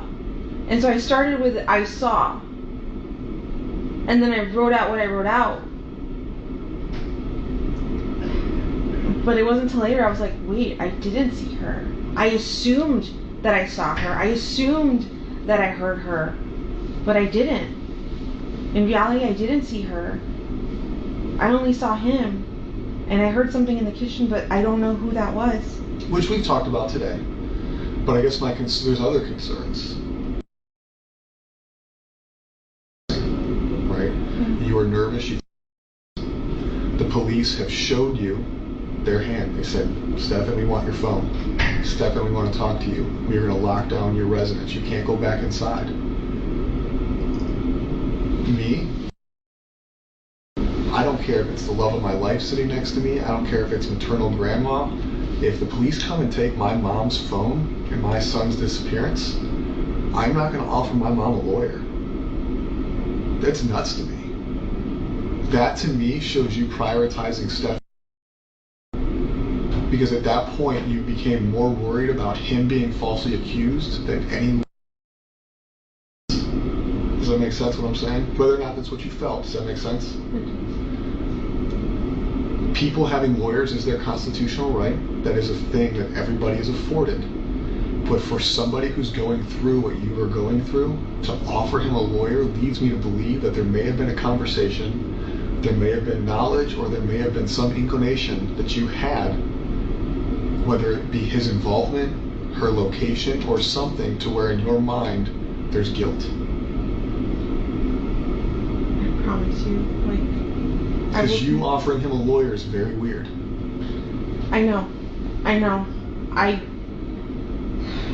That was still me under the assumption that, I think at one point you guys interviewed me, and when you guys showed me the picture of her, I believed the sexual stuff, but I didn't want to believe that he had done anything evil to her. I'm like, no, what if he did this stuff fine, but what if she's still missing out there? What if somebody took her? I still wanted to believe I believed him. I believed his whole story. So I was just like, I kept repeating that part. I'm just like, what if she did get dropped off? What if she got abducted? What if she's missing? But that was me assuming that you guys had the wrong guy. I wanted to think he was the good guy still, but clearly he's not. After everything you guys have told me and have shown me, I know he's the worst person on this face of the earth. You know that now. We know he's a piece of shit now. You know. But you didn't know that then. I didn't. Then you offered a guy who the police suspected of kidnapping, abducting, assisting the disappearance. Offered him a lawyer. And then we don't have to roundtable that. You went back to what you just said is the sex stuff is fine. It's not fine. Hold on. I know every relationship is different, and I know everybody's family is different. I won't ask, but going back on, has he expressed interest in, I'll use the word weird, I'm not going to shame anybody for what they like, different sexual pleasures, different sexual experiences, different kinks that involve things you weren't comfortable with? The only thing he's ever expressed to me was like anal. Okay. He had an anal kink and licked butts. Okay. But that was something I was never comfortable with or doing, and I let him know that. Like that's not something. That's fine. You guys slept in the same bed together.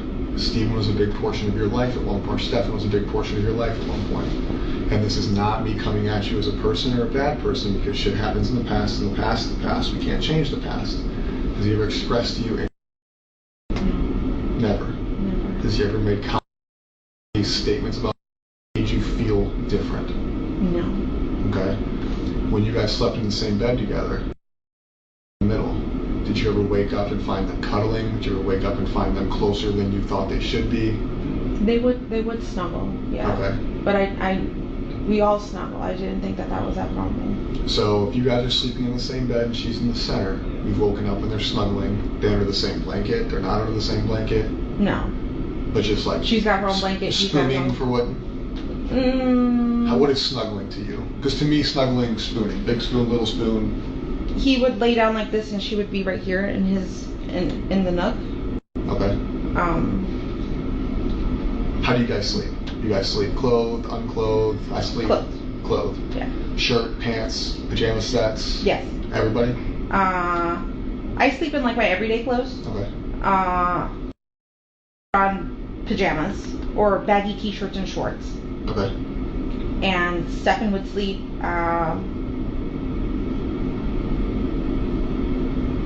with his t-shirt or boxers, sometimes with his pants on, but he didn't have pajamas. Okay, so they would snuggle, sometimes him being in his boxers. You would wake up and she'd be in the nook of his arm, or essentially in a cuddling position. And you never found that weird? No. Okay. Again, you and I may find things different. Why? And I don't want you to look back on it, because now you know you victimized her for a long time. Right? Under your roof. With you home, most likely, because you said you're always home. You just got this job. You've been living off disability. I know the Kissimmee Police Department has showed you pictures. I know they've verbally explained to you some pictures. I can tell you that today, they're still downloading his Google Drives. We are still going through his social medias, his cloud-based servers, and everything else. And we can now piece back her victimization in your house under your care to 2020. I believe we've gone as far back as in when she.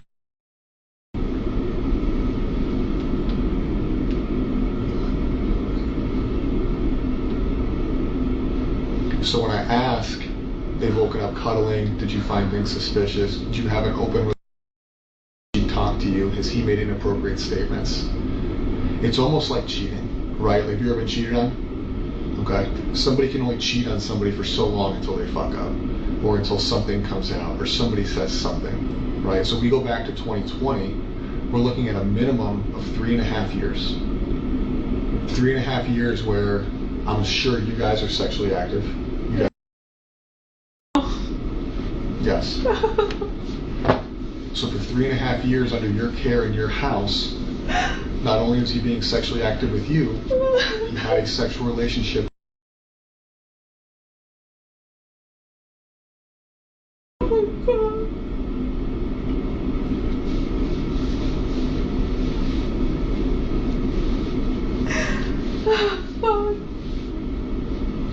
And I know it's an emotional thing, and I know it sucks to hear, but where I'm coming from is it seems like something that you can't hide forever. You guys live in a small space, close quarters, you sleep in the same bed, you guys all talk, you guys all share things, you're an observant person for the most part, I assume. Outside of taking medications and going to sleep, it seems very difficult. A lot of grown-ass adults can't hide an affair with somebody who doesn't live with them, let alone somebody who does live with them.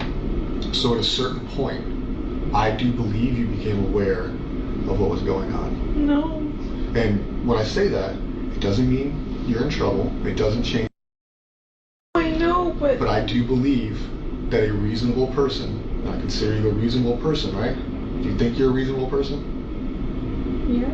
Would be aware that under her roof, sexual relation.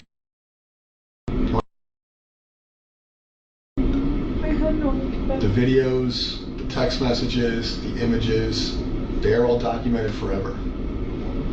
This has been an ongoing thing. And at her age, I think she probably thought they were in a relationship. She probably thought they were in love because he her male attention, right? She just started liking boys, right? She just got a crush. Up until then, her crush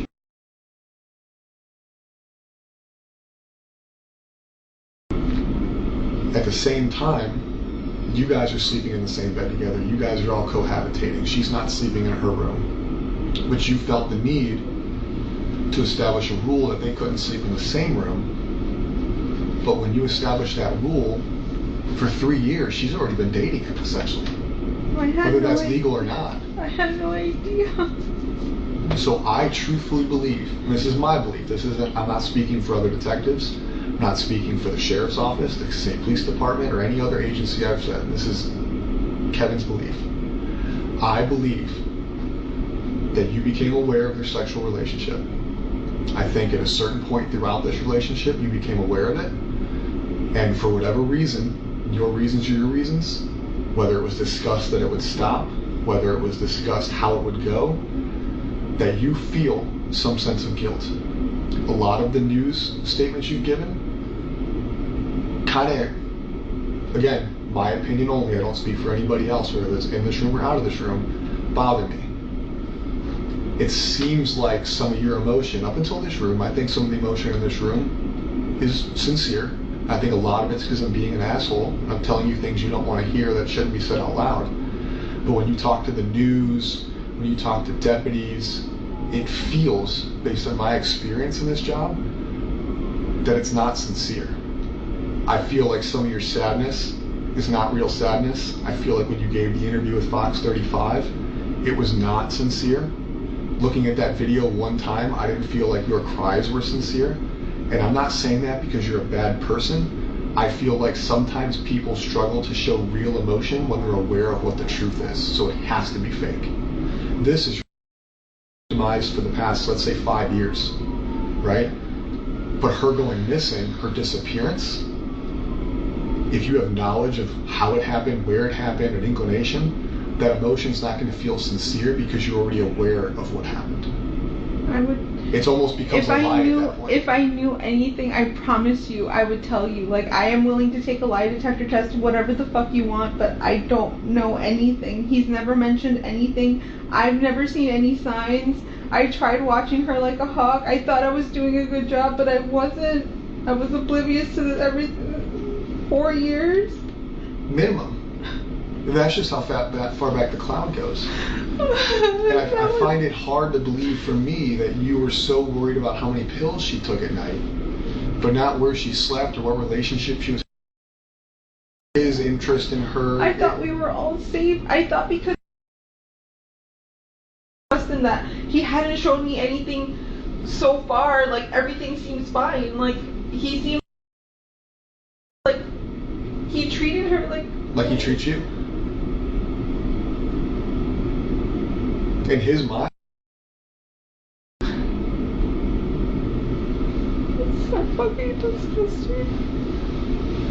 So now he's in jail because of what we found on his phone, not because somebody came forward and reported that he was abused. No, I know. She's not old enough to consent. She's not old enough to have a thought process to even want anything that was happening to her. It's abuse. So he's in jail for that, but something caused what happened, right? We searched murder, because we can call it a murder. She didn't die naturally. She didn't overdose. She didn't have a heart attack. We circled murder on Monday. Something had to cause that. He's been having unrestricted sexual activity for a long time. He's getting what he wants from her, probably from you, and who knows whoever else, right? So it's not like he woke up or went to bed Sunday and he was like, you know what? I'm done with this, but I'm going to kill her. Something happened. People don't just wake up and like, you know what? They leave people, they break up with people, but usually things cause people to snap. Now, what? You know what? And I'm in trouble, or I feel like I'm going to, or him being out. We can go even worse. She's pregnant. That's what questions last night led me to believe when we started talking about her period.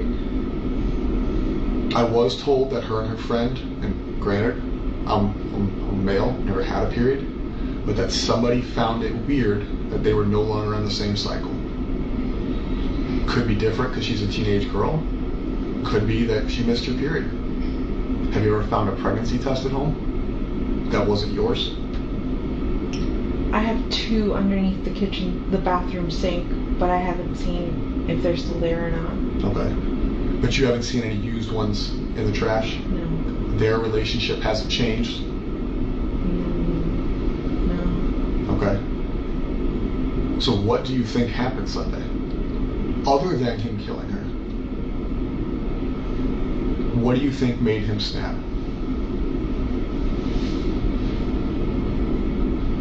I don't know. Theories, I keep hearing. Tell me your theories, because here's the deal. We don't go home until she's found. No, I know. So what are your theories?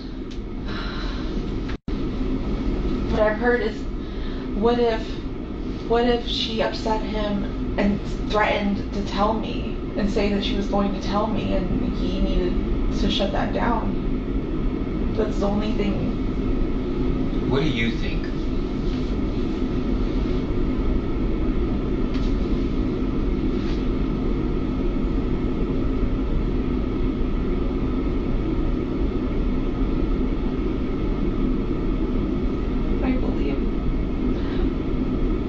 I don't want to believe he killed her. But from what you guys are telling me, he must have killed her Sunday night and snuck her body out in the morning. That photo you guys showed me of her slept in the car.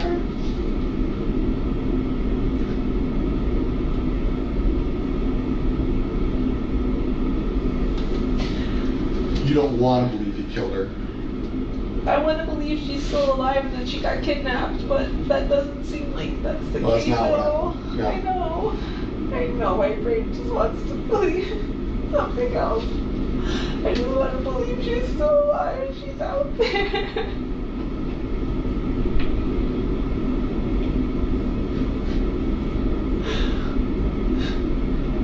Did he tell you he fucked up? No. He acted so normal that day. He was like, I'm so impressed. We got out of the house so early. Like, she made great time. We had so much time to go to McDonald's, but she didn't want to. His story was so fun. Like, every detail was so believable. He's just been lying this whole time. Like, What about that day in the car when you offered him a lawyer? Did you disclose anything to you there that made you feel like, oh fuck, he needs a lawyer? No. He kept acting like he didn't know what was happening, and I'm like, don't you see forensics? Don't you see they took your phone? Like, something's happening. Like, I think they're gonna pin this on you. And I'm like, in my head I'm going, they have the wrong guy. Like, they're just honing in on the last person who saw her. But no, you guys knew more. You never said, what did you do? I've never asked him any of that. I still, even up until when we got here to the police station, I was convinced that he hadn't done anything to her at all. Because of him or because of not wanting to believe she's deceased? Because of him. Because I thought he was a good guy. So up until this morning, you still think that it's not? No. You're talking about the other day? Up until when we took him? Yes. Okay. I forgot what day of the week that was. So we're still going through his phone, his drives, like I told you, all his socials. We can date back to 2020. Based on the videos, it appears that was the start of the victimization. Okay, are we going to find anything in his phone with you? No. We haven't done anything. We've never done anything. Has there ever been a request for the two of you to participate in sexual activity with him? No. Regardless of you saying no or yes? No, he's never asked that. Okay. If we find pictures like that, is that going to surprise you? Like if I'm in his Google Drive, if I have a sex crimes detective, a computer person look at his phone, and they tell me, hey Kevin, I found a picture engaged in sexual activity or borderline sexual activity, is that going to surprise you? Yes, because that doesn't exist. Okay. At any time during the course of your relationship, has he expressed that he has ever had sex with a child? No. Not a child, but when he told me when he was in high school, he graduated high school like later, like older than 18. Okay. He dated somebody younger than 18. I think she was 15. But I don't know how old he was, 19, 20. But he was an older kid in high school. He graduated late. But he had a really young girlfriend. Her name was Kendall. And I thought that was weird. I was like, that's a little too young. He goes, no, it's fine. We were in high school. Everything was normal. Her parents loved me. Blah, blah, blah, blah, blah. But that's the only one. Have you ever gone through his phone? Who, me? Okay. If you had to, knowing Stephan, knowing where he lives, knowing where he goes, how he conducts his life, give me your top 5. Because I know you've had to have thought about it. If you haven't thought about it, that's another weird thing I got. Since Monday, right? We told you on Wednesday that we think he did it. Yeah. So from Wednesday till today, it's about 48 hours.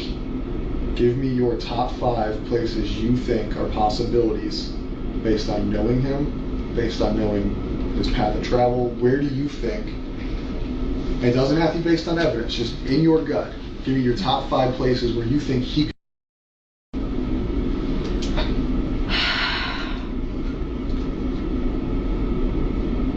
In this area? Doesn't have to be this area. No, I know. Anywhere you want. I'm saying, in this area, I have no idea. Orlando, Kissimmee, no idea where he could have taken her. But his trip to Northport is weird as fuck. I feel like in Northport, he knows more people. He has more friends. There could be a place, and somewhere there he could have stashed her. You guys said he went into a storage unit. That would be another place to look. But there's plenty of woods around his house. Around that exit is kind of secluded. Like, when you say his house, you mean his parents' house? His parents' house, yeah. You've been there? Have you seen the property? Yeah, I've been there before. Do they have land? Or is it in like a neighborhood? So, it's not a neighborhood because they don't have HOA. You just buy the plot of land and build it. They don't have many neighbors. Okay. Or last I saw, I think there was a neighbor building right next door, but I don't know if they're done yet. I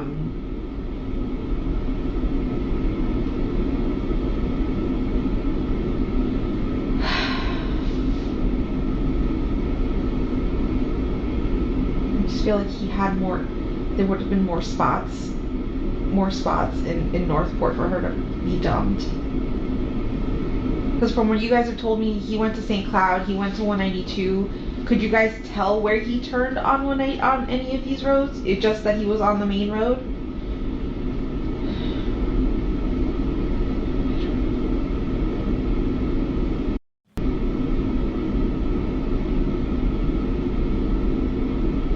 I didn't think he ever even knew where St. Cloud was because we've never driven down that way ever. You live in Kissimmee, right? Yeah, I know, but to me, he's never had a reason to ever drive down to St. Cloud. Like, ever. There's no store or anything he goes to down there. Everything is in Kissimmee or Orlando by the mall. Florida Mall? Yeah. Orlando Mall? Yeah, Florida.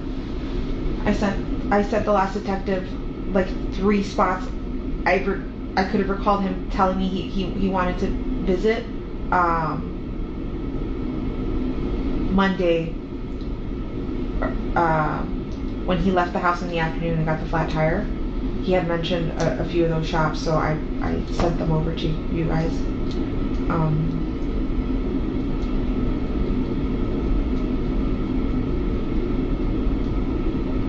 But there's honestly nowhere I can think of. We've never gone to the only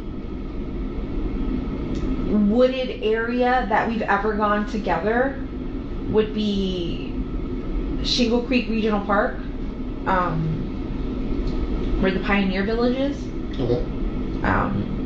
That whole trail there, we had scooters, and he had like a electric skateboard kind of thing. We would all cruise. We would all cruise the creek, explore. We've taken a canoe up that creek before. Then the Kissimmee Trail. There's a trail that runs right behind my house that starts right behind my house and goes all the way to that bridge on John Young Parkway that says Kissimmee on it. That whole trail, we've done that as well.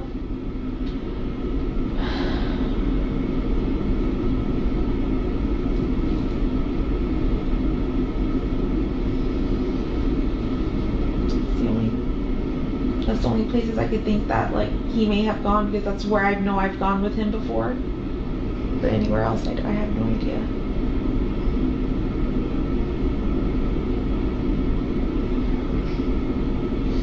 So our ERT team, it's called Emergency Response Team. It's just a group of people who search areas. It doesn't have to be wooded, can be wooded, can be swampy.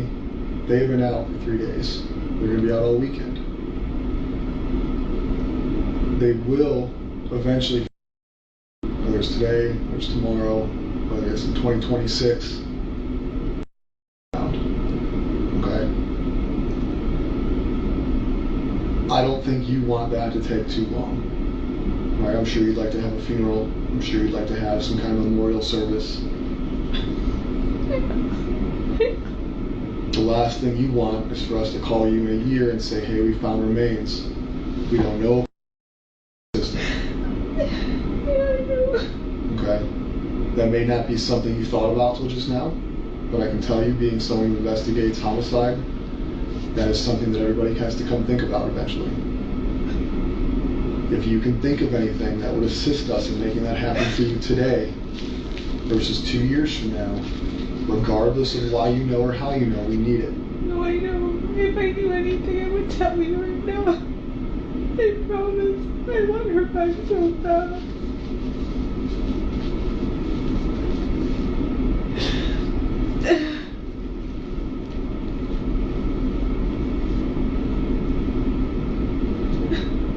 I don't want to think about planning a funeral.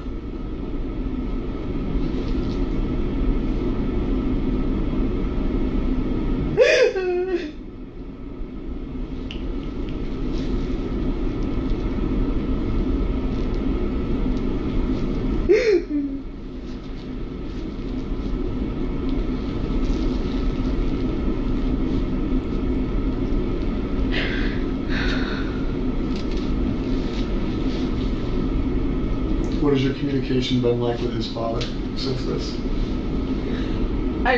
I've limited contact over the last 2 days because I know too much and I don't want to tell them anything.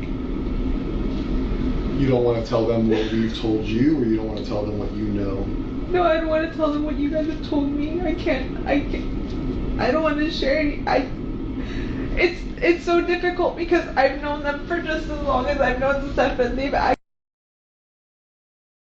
They feel like absolute shit right now. I know that they kind of got into a fight because Chris started, are you sure we know our son? Are you sure we know our son? I don't think we know him at all. The mom was defending him, but now with everything, with the evidence on the phone coming out, they know. They know he's a piece of shit. We've talked to his dad, and his dad knows as much as you know. He knows his son's a rapist. He knows his son's a murderer.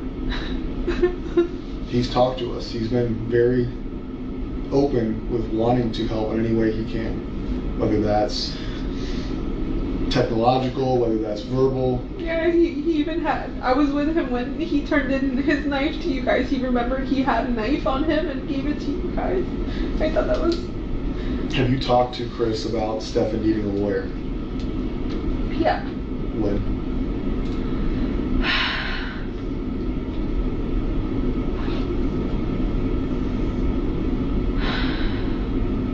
I think when you guys showed me the photos. So we showed you photos of Stephan raping. And No. the first thought you had was to ask his father if you should get a lawyer? No. I saw a picture. I didn't see the rape. I didn't know she was getting raped until yesterday. I saw the picture of the oral sex happening. And I knew that was true, right? That's evidence. That's for real. That's fucking happening. But I kept thinking, they're going... I don't know why I can't tell you why my brain kept thinking, no, he didn't kill her. Not that he didn't kill her, but she's still missing. She's still out there. She was taken. Yes, he's done this to her, and that's not okay. But I swore she was still, I felt in my body she was still alive. She was still out there. I told Chris to get him a lawyer because I felt like you guys were chasing the wrong person. But you weren't. You're not. We showed you a picture. The picture you saw, she was giving a blowjob to a grown-ass man and you told his dad to get him a lawyer. Missing, right? Now you, but then you just thought she was missing. And we were showing you our investigative lead being raped. A blowjob is rape. Not consensual. Whether she wants to do it or not, that is not consensual. And you prioritized him again. You prioritized him by offering him or telling his dad to get him a lawyer. Not, what the fuck did he do? Not, hey, we need to figure out what happened. No, let's protect Stephan. I was in shock. No, it's not shock. That is your natural instinct to protect Stephan. Okay? And if that's naturally how you react, that's fine. But that goes into what I've been telling you this whole conversation is I don't believe a lot of the things you're saying, and I don't believe a lot of the things you say you weren't aware of. And that is because you've now shown me twice that your first reaction, no matter what you were told or shown, missing and we're seizing the cell phone, or we're showing you pictures of her giving him a blowjob, your first reaction is to protect Stephan. So now, ordered by Stephan, you're aware of this, you were shown pictures of this, you were shown pictures of her body in his car with a seatbelt on, right? We have played it out for you.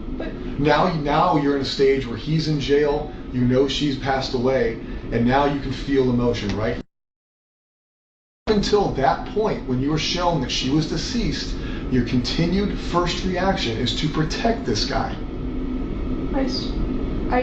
You just said, I only saw a picture of him, whatever your verbiage was, I say blowjob, of his penis in her mouth, and your first reaction was, fuck. Oh my, victimized? No. She's being abused? No. It's Stephan needs a lawyer. Who the fuck cares if we think he killed her? He's I don't know why I said that. But that's the problem. You don't know why. So the reaction in your mind is you are continuously protecting this guy. So why do I sit here and believe that you don't?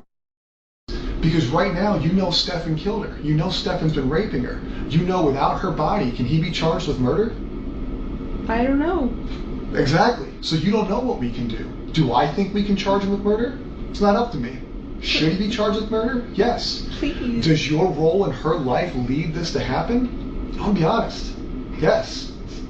I know. Since she was a child, since her victimization started, it occurred under your roof and you acted like it didn't exist. And knowing the victimization, knowing how ongoing it is, knowing that you saw a picture of it, not just us telling you, not me and him saying, hey, listen, he's being, I think they had a bad relationship. They showed you a fucking picture of it. And you still protected him. So how am I supposed to not think that the thought process in your mind is until she's found, Stephan can't be charged with murder? Because we both now know that you don't want him to be charged with murder because you want him to have a lawyer. No, I don't. Part of the blowjob. That was oh, then. He can't be charged with murder. That was then. Everything that you guys have shown me since then and have showed me that he's So we had to lying show this you a whole picture time. of her dead in a car for you to finally not take his side? Enough? Do you not see where I'm coming from? Like, I'm not trying to be a dick here, but it makes absolutely no sense that your is Stephan. I don't know. Where does your mind go? Stephan. There should have been no doubt in your mind when they showed you that picture of what he was doing to you, that you had any care in the world other than I want that motherfucker to die. Whether you believe in the death penalty or not, he protected him. So now we're talking about her disappearance and where her body is.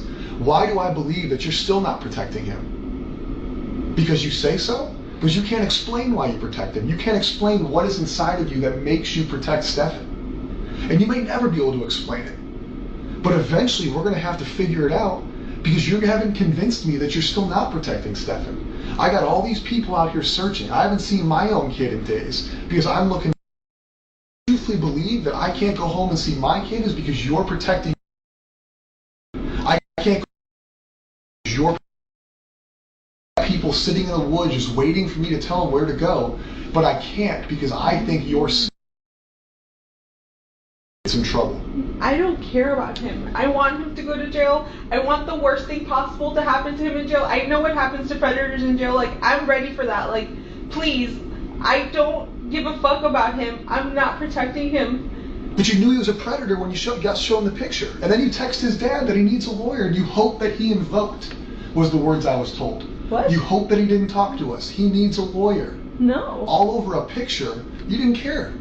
You didn't care then. Oh, whether sex isn't important to you, that wasn't anything close. I knew what I saw was He was terrible. a predator right then and there. That's the day you found out he was a predator. Yeah. Yes. And after you found out he was a predator, did you not say he needed a lawyer? I did. So why today, Friday at almost 3 o'clock, 5 days into the disappearance, 2 days since you probably found out, or 1 day since you found out she was murdered, do I believe you that you're not telling me where he went, or that he didn't disclose to you where she was, or what caused this to happen is, listen, I know you know I've been doing whatever, or listen, this fucking happened. How do I believe that that didn't happen when everything you've shown me is protect Stephan? Now, once have you shown priority in this conversation, in this investigation? You're coming here looking for her. You reported her missing. Trouble for not doing that. But outside of you reporting her missing, and I may be wrong, I haven't been involved in all aspects of it, but you have not shown me one bit that you prioritize her over him. And that sucks. Not because we're working our asses off for your family, not because we have people out there sweating their asses off for your family, but because I feel like all I care about is your care is to make sure Stephan doesn't get held fucking accountable. Well, I don't care anymore. Anymore? Because we're being assholes, because I'm not being nice. No. But up until Thursday, it was okay that she gave him a blowjob, no big deal, get a lawyer. No, it wasn't. It wasn't okay. I saw that and I was in shock. And I don't know why my first reaction was to tell him to get a lawyer, but I saw that and I was in shock and I was just like, I don't know what to believe. I don't know what to believe.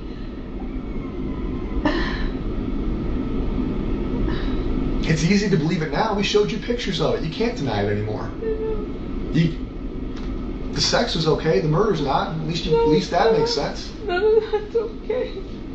I want to know what it is. And not because I think you're a bad parent, not because I think you're a bad person. Dead or alive, she's missing. Her body is out there. Her body needs to be recovered so she can have a proper burial, a proper funeral. She needs to be laid to rest. Your family needs to be able to mourn her. And we need that information. That is life. That is not life of the law. That's not life of the sheriff's office. That is common decency. That is what she deserves. That is what you deserve. That is what your family deserves. But the longer that happens, the longer it takes us to find her, the less likely that's going to be for you guys. And I'm sorry if I'm wrong. I truly am. But deep down, you haven't showed me that I am. I don't know what I need to do. to show you. Prioritize her over Stephan. Think of places he would have dumped her body. Think of places he went, things you talked about, things you've discussed, whether it's this week, last week. Don't put it in your mind that he's been victimizing you, or don't put in your mind that I'm being a dick. What can I think about to find out where Stephan put her? You know more about where he goes, what he's doing, or what he would do than you want to realize. That's natural, not because I'm telling you, but because that's natural. I have best friends. I know more about them than I think I know about them. I just need to sit down and think about it. So I need you to sit down and think about it. Whether you need a minute, we're not in this room, whether you want to do it with us in this room, we need to leave here with an idea of where we can go look for. That is one thing we can agree on. I've sent you the list of the stores that he may have stopped at, didn't stop at. The only outdoorsy places I can think of that we've ever gone to that he would know about would be Shingle Creek or Kissimmee Trail. I don't know if he knows where Lake Toho is, but that could be another option. Because you think it's a wooded area? Because it's a place you guys have talked about together? Because it's a wooded area with a lake, with gators. Like, we haven't discussed anything. This topic, I never asked him if he directly. I never thought he could have. I always assumed the best in him.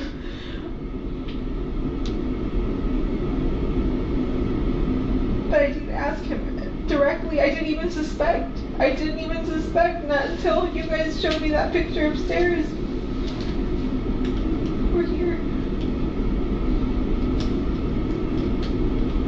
I don't know. I'm just thinking of, if I name places, it's going to be wooded areas that I can think of, but he hasn't told me anything. Like, he has not told me, or we haven't discussed.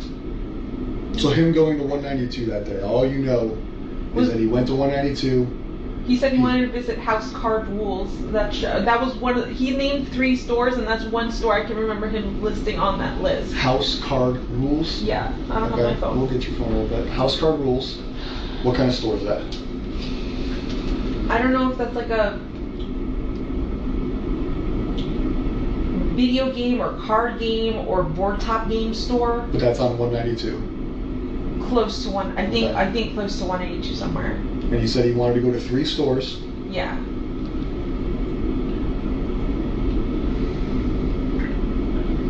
But he did tell me that I just don't remember which one. Are there woods in that area? Are you familiar with 192? No, not where these stores are. I have no idea. Other than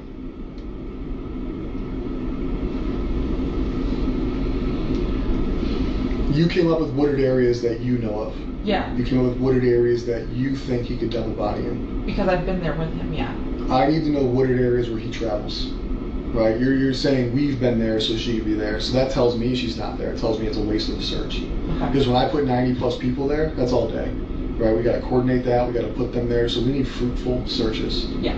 So I need likely places that you think, and I need places you think based off of conversations with him, not because you can picture in your mind that there's trees there. Okay.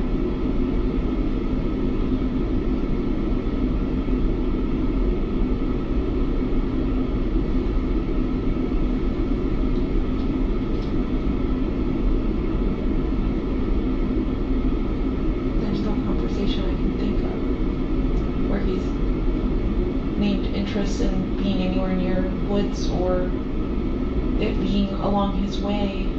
You said he got a flat tire. Tell me about the flat tire you got. So he said he got a flat tire. I'm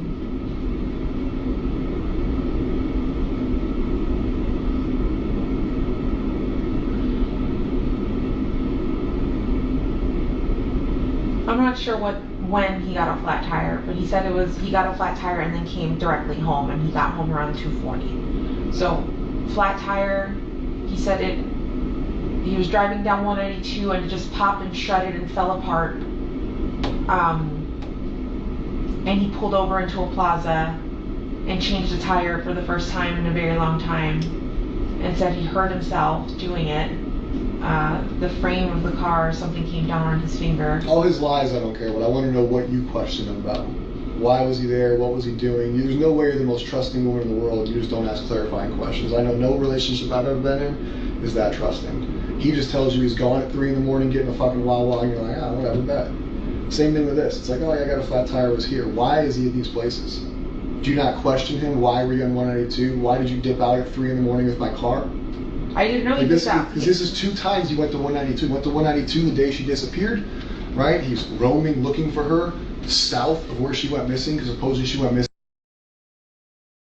And 192 is south of where that is. And not very likely that that's the route she went on foot or abducted, and that him driving around is somehow going to locate her. And he did tell. I did question that. I was like, when I asked him where he's searching, he said 182. I said, why? That's nowhere where she would be. And he didn't give me a clear answer, and I don't know why I didn't push it. I just thought he was being stupid and oblivious, because I don't see him as the smartest man. Like, I don't. I let him do what he does, but I don't trust a lot of his. Is the word judgment? I'm not sure, but I just don't trust that he makes the smartest decisions sometimes. Like, he likes to act like the smartest man in the room, but I don't think he is. Do what he does. Meaning? I'm sorry? You said, I let him do what he does. Yeah. What's that mean? If he wants to just get up and go to the store, I'll ask where you're going, but I won't stop him. Just let him go on his way. I'll let him do what he wants to do. What do you think happened Monday to now? You know she's deceased. We showed you pictures of she's deceased. We know that she was probably deceased Sunday into Monday. You didn't see her Monday morning. I still don't want to believe she's deceased. I know you showed me pictures, but for the purpose of this conversation, I need you to believe it, because I need you to figure it out. I need you to tell me what you think happened to her. I think he killed her that night. How? I don't know. Could it be possible that he drugged her? Could he have choked her? I just don't know how you kill someone and don't leave a mess or don't leave evidence, or I mean, was there a mess? Was there evidence? I haven't gone upstairs. I don't know what you guys have. I barely went into the house today, so I don't know what. I need to know what you think happened. I think he killed her. How? You mentioned drugged her, you mentioned other things. Explain your reasoning behind those assumptions, and we'll move forward day by day. So he had access to benzos and I think Lunesta. What are those? I'm not familiar with that. Benzodiazepines are anxiety medications which relax you and can make you sleepy. Okay.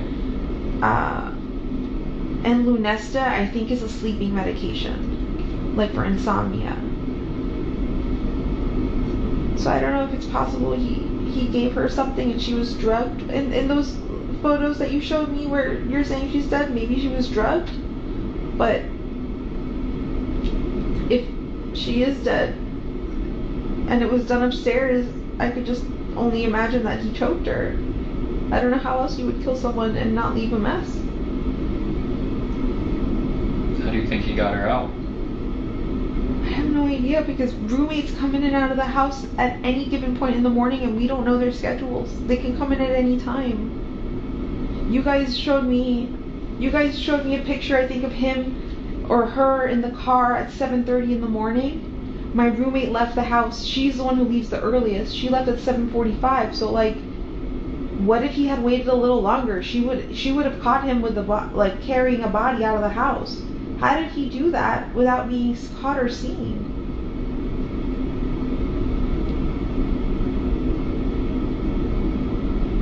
That's what I don't understand, because, like, did you guys check and see if any of my neighbors have Ring cameras? Any?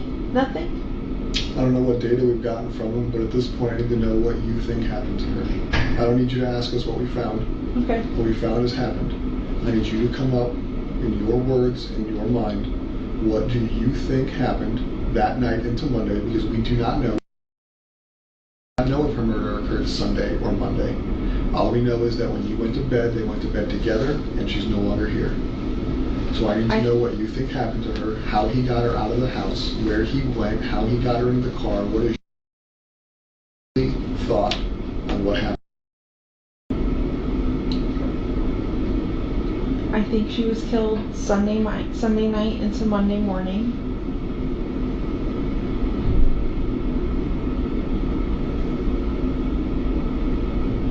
I'm thinking he carried her out of the house. I don't know how he didn't get caught by any of my roommates or no one heard.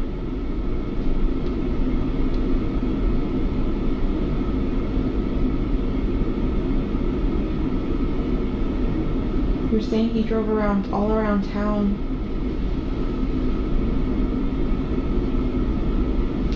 I'm not sure where he could have gone.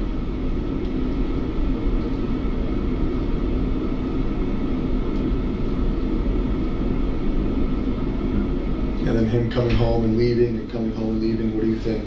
Knowing that he killed her. If That's suspicious as fuck. It is suspicious as fuck, but if you're writing a book, what do you write? Let's say this is a fiction novel, right? You're now aware that he killed her, so now you can piece together a story of what happened, right? You don't know the story because you're not him, and you tell me he hasn't told you, so it's not real. So you're telling me what you think, Yeah. right? We know he killed her. We know he drove out of there Monday morning. We know he discarded her backpack in the trash dumpster. We know he discarded her laptop and one shoe, right? So all her property was discarded to look like she's gone. That way he doesn't have evidence with him. They leave. You've been told that they drove around Orange County, Osceola County, wherever it was. We've pieced that together throughout the week. All right? He's told you where, at least in his version of where he was and what he was doing, right? But then you have all these suspicious times of when he's left and come back and he's gone here and gone there. So what do you think he was doing on all these suspicious times? He's roaming 192. What do you think? Knowing what you know now we can play. You know she's dead. You know that we've given you information. What do you think, knowing what you know, he was doing on 192? He was doing here. He was doing here. He was doing in Northport. What do you think?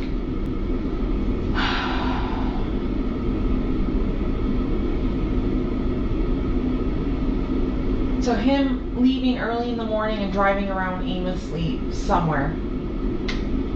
I feel like he stashed the body at that time. When he came back and then left again. But see, it's daytime. Like, how could you move a body or move something in daytime and not be seen? But like, I feel like he went back to check to make sure he did a good job, or to move the body again. I don't know.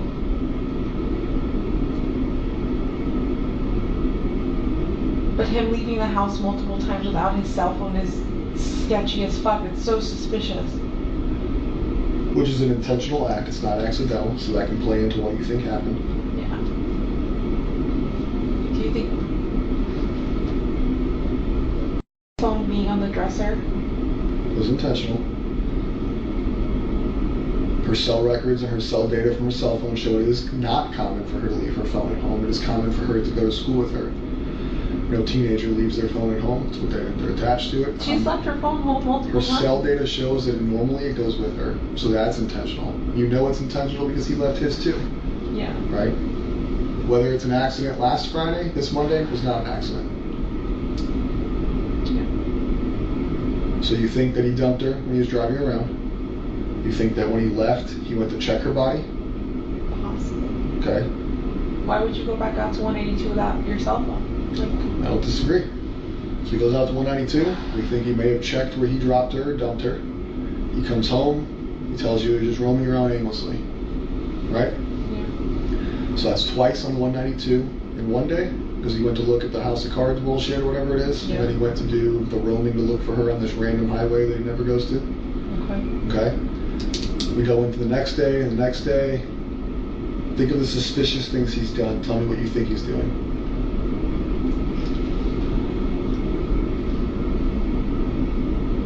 Him grabbing my phone and trying to log into his emails, that seems kind of suspicious. What was he trying to see? What was he trying to do?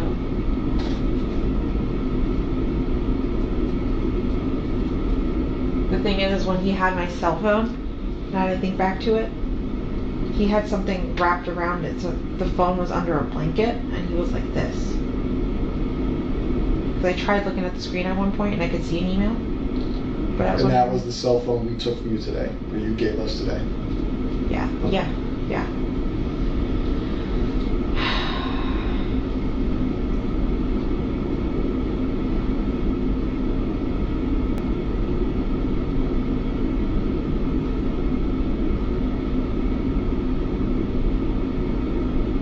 Can you guys tell me if this is true? Because I recall a family member telling me something, like my sister. Was the last thing searched on it Amber Alert?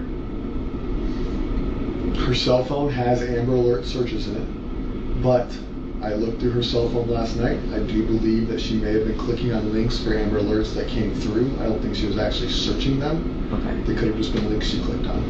Okay.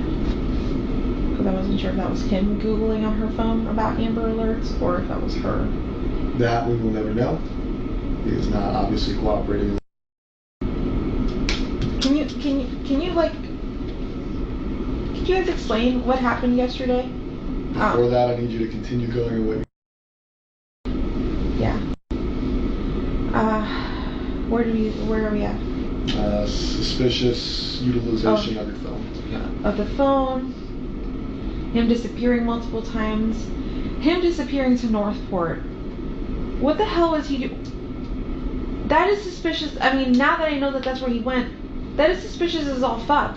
Why did he go to a storage unit facility? What was he grabbing? What was he trying to dispose of? Or what was he trying to hide in the That to me is suspicious. Do you put more weight on that than 192? 192, no, because 192 would be something happened in Northport. There'd be no reason he would take. Do you understand what I was asking with that phrase? Putting weight on it? Like, do you feel like it's more suspicious what he was doing in Northport versus 192?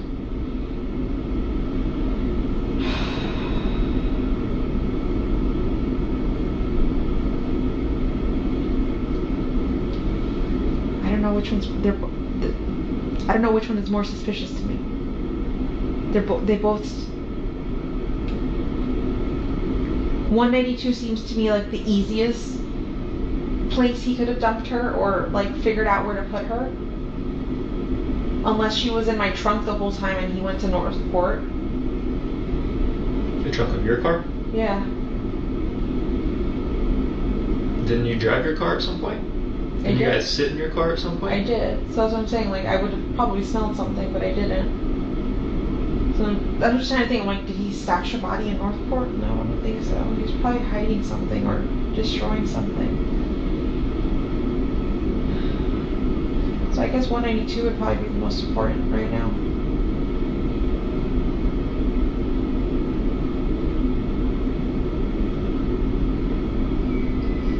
For being in your trunk is oddly specific. The only reason I say that is because from what you guys have told me, he went directly from the hotel to Northport. I don't think he made any stops anywhere in Kissimmee or anything first and then went to Northport. All we know is what we can piece together through accessible cameras and data. So his movements, his driving patterns, his actions, we can only 100% say what they are if they're on camera. Okay. So we can say he went to Northport because the car was in Northport. Where he stopped, where he went in between, that cannot be factual from us if we don't have a camera. It can just be an assumption, which is why I want your assumptions, because you know him, I don't. Yeah.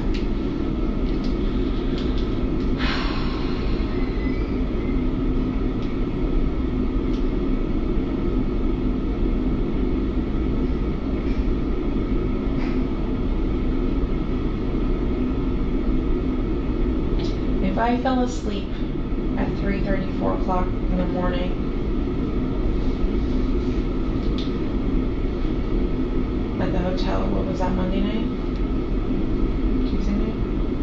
One of them.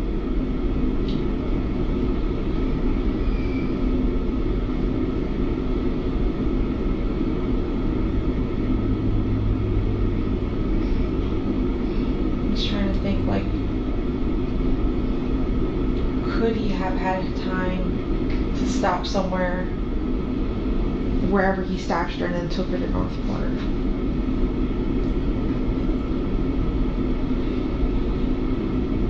I think he had time.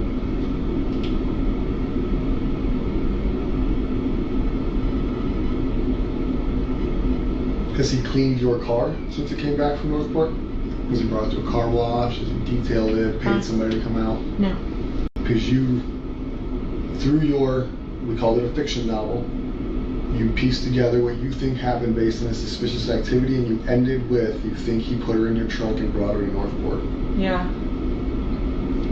I know I asked you to make assumptions, but now I want to know why. Why is that how we finished this? What is in your mind leading you to believe that is the ending to the story?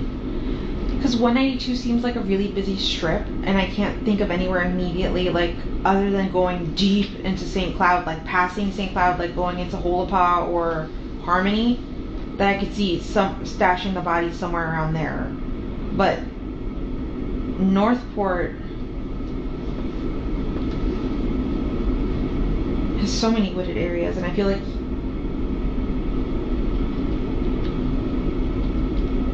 he would be familiar with both areas. I just don't know him to ever drive down 182 super far down, like into St. Cloud. But I've known him to drive around all around Northport.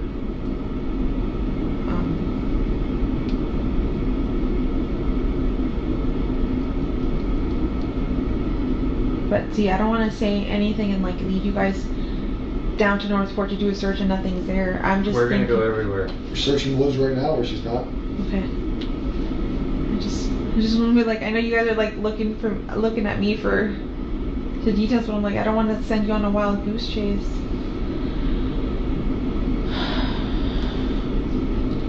You know him better than us. You gotta really think.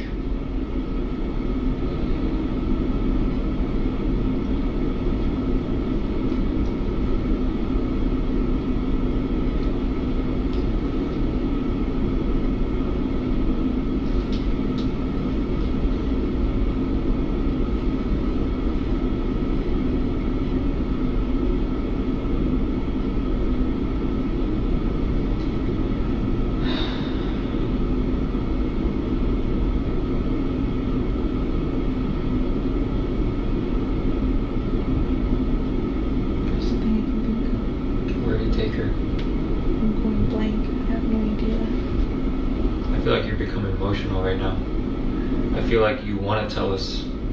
No, if I knew what to tell you, I would tell you. If I had the truth, I would tell you. I don't know anything. Jennifer, where do you think you took her?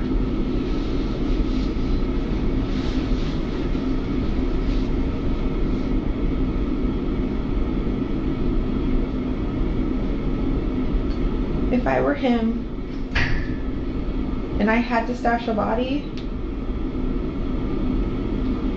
but I would never do this.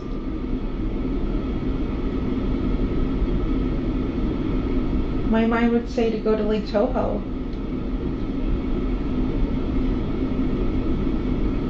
There's a lot of woods there, there's a lot of gators.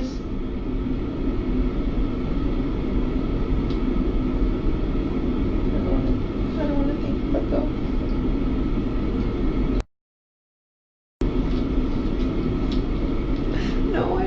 I just don't want to think about him getting eaten by gators.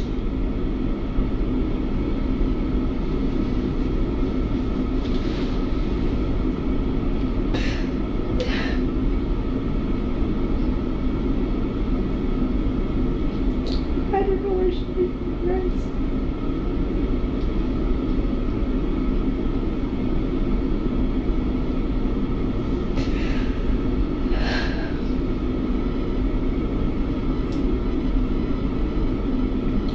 Like I told you, there's going to come to a point where we will.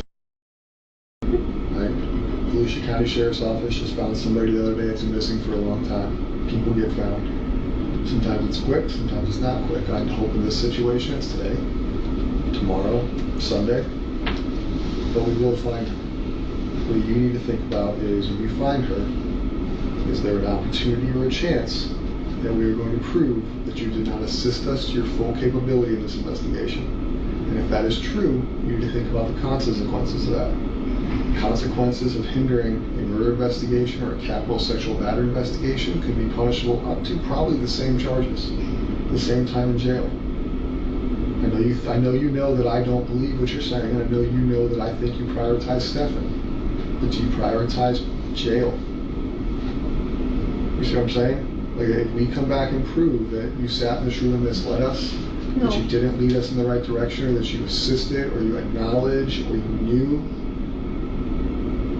you're gonna be warning from jail. If I knew anything, I swear I would tell you. I know nothing. He hasn't mentioned. We haven't discussed this. I had no suspicion of anything. He did not tell me any more details of where he went that day other than those shops that I had mentioned.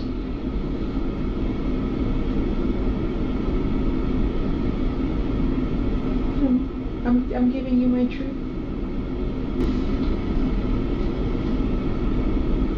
On any of the days that he came home after these suspicious outings, 192 trips, Northport trips, and everything else, did he change clothes? Did he come home and appear disheveled, sweaty, dirty?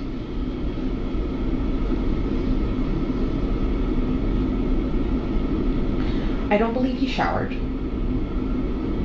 He didn't bring that many changes of clothes with him, so I know he's repeated his outfit over and over.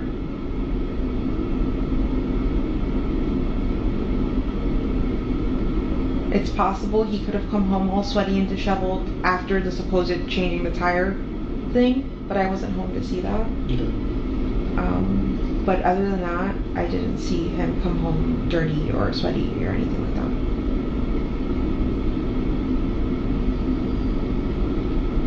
Did he do anything he normally doesn't do within the house around you?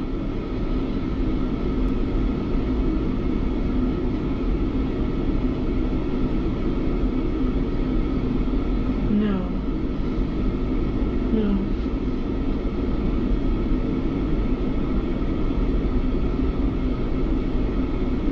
He was acting very normal, sitting on the computer chair, chatting away with me, talking about updating his phone.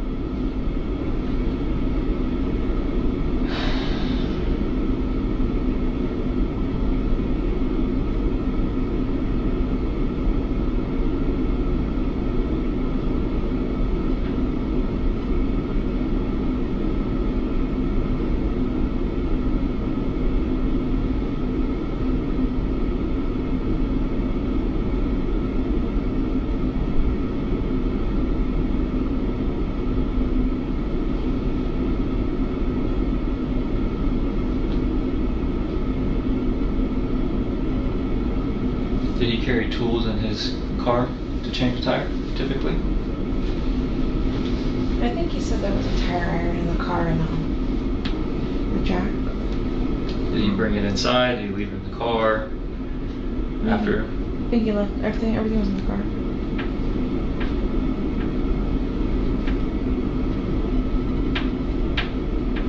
Did you ever go look at his car?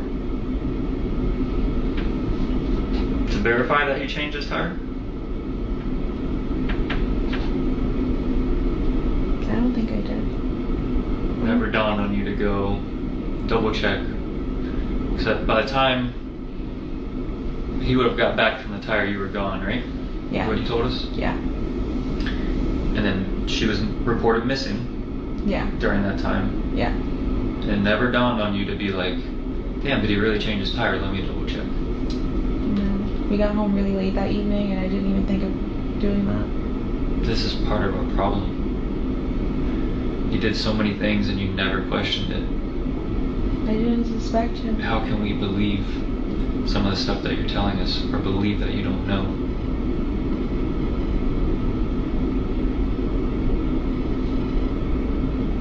I don't know how to say it. I mean, I guess I'm stupid and gullible and very trustworthy, but I didn't think he'd be the type to do anything like this.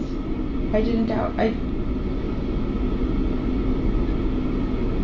But you knew he was vindictive. You described him as not trustworthy with his family. You described instances where you document where he was lying to his family, lying to you, lying to others. Lying to his family, yes, but lying to me. You discussed that he wasn't that good of a person. You had to remove his family. You're not describing him in a positive light at all. So this trust, this caring, all this stuff makes no sense because you, regardless of the victimization, describe him as a good person. He's stealing from his parents, right? But he never stole from me. You guys have no money, but all he's doing is ordering things, right? He's buying himself things. He's not. You described him as a selfish thief. You even called it a robbery, that he robbed his parents. So you're trusting this dude who you're describing as untrustworthy. But I thought he was.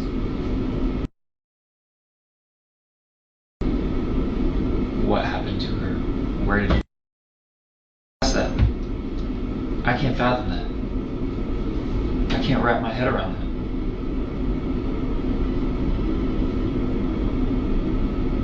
that. I think I only asked him if he took her to school. When I called him and told him to come to the office, I asked him, like, you dropped her off at school, right? Because she never made it. And he said, yeah. And I was like, she never made it. Where did you drop her off? You guys sat in your car Tuesday night when I was out there. I was out there at least 4 hours. Just you two in that car. Yeah. You can't tell me you guys did not have any conversations about this. There's no way.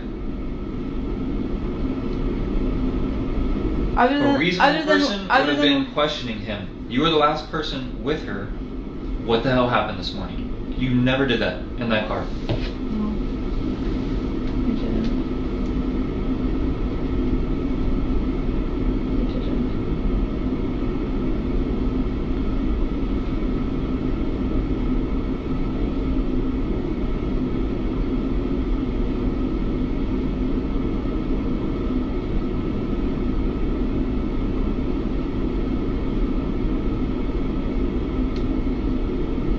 I remember being on my phone. He was on my phone for a little bit. I know I was medicated, and I was just zoning out. I wasn't thinking anything of anything. I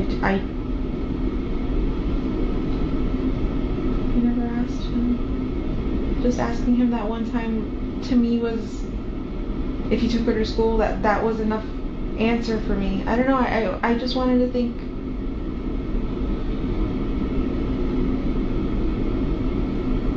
Not think the worst, I guess? I don't know. But I didn't think he did anything. Now I know. But then I didn't. I was still believing everything he was telling me. Juvenile robbery suspects utilize the excuse of, I was high on bars, I took Xanax, I was blacked out. Right? Every juvenile robbery suspect you interview, I was, in your words, medicated, in their words, high, incapacitated, drunk. It's an excuse to avoid admitting what happened. When you say you're medicated, I can't think of an amount of medication that will numb you so bad to numb the fact that the investigation is occurring right in front of your face for your missing. So being medicated is just an excuse to avoid answering why you didn't discuss with him what happened. It minimizes your guys' interaction by saying you were not fully coherent. But there's a person I know who can sit in a car and watch a bunch of detectives and crime scene investigators and everybody else search her house, seize her house, and be so numb that somehow is not ringing bells, is not overcoming the power of this little medication. There's no way. The human body will overcome that in a big situation. You didn't take enough medication to numb you of the reality of what was occurring. I mean, there's no way. Unless you were fully incapacitated, there's no way you were so numb that everything he described to you, everything I described to you was not in the forefront of your mind. You weren't numb. Just like these robbery kids weren't blacked out. They weren't high enough to not remember the robbery. They just don't want to talk about it. No, it wasn't clicking. It didn't click to me. Like you guys telling me like it wasn't as obvious, like this and that. I still believed the story he had told me, that while we were sitting in the car, I still fully believed everything he had told me. I didn't doubt him. I really thought you guys were going after the wrong guy. I'm like, they're wasting time.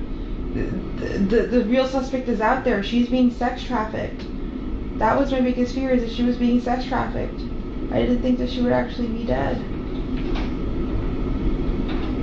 But she thought enough to get him a lawyer. I really thought you guys were going after the wrong guy.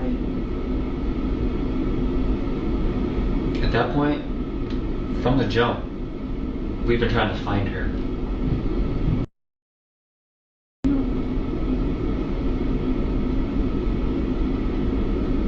That has been and will be our biggest priority. Him getting arrested for victimizing her was an accident. We only discovered that she was a victim because we took his phone. And I'm like so happy that happened, because if not, this would have continued to keep happening. Well, it wouldn't have, because he killed her on Monday. Talking about if she had been found. Found alive.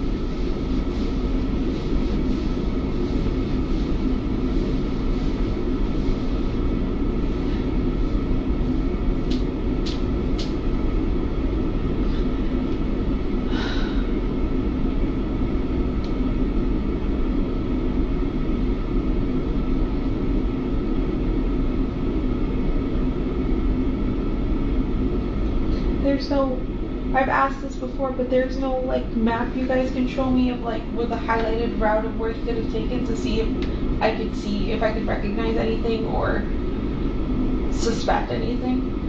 I can pull up a map on my phone of the areas you described and we can go through it. Sure. You said House of Cards? No. House game rules. House game rules. On Vine Street in Kissimmee. By Oak Street. That house game rules. Feel free to drag the map around as you please.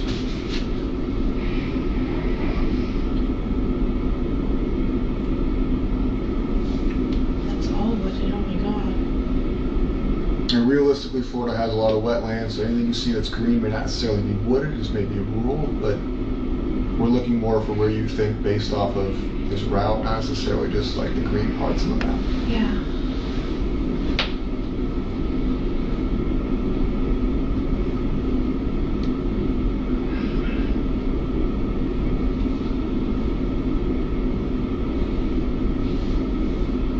In the back of House Game Rules, I have access to the lake.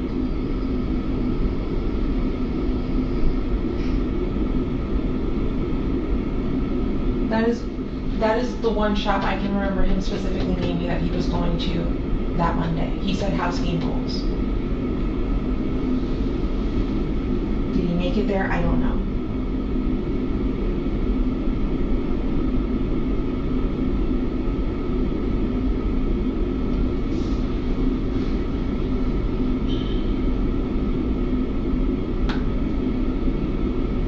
See, if we ever went down 192 together, it would typically be in this direction towards 535, towards Disney.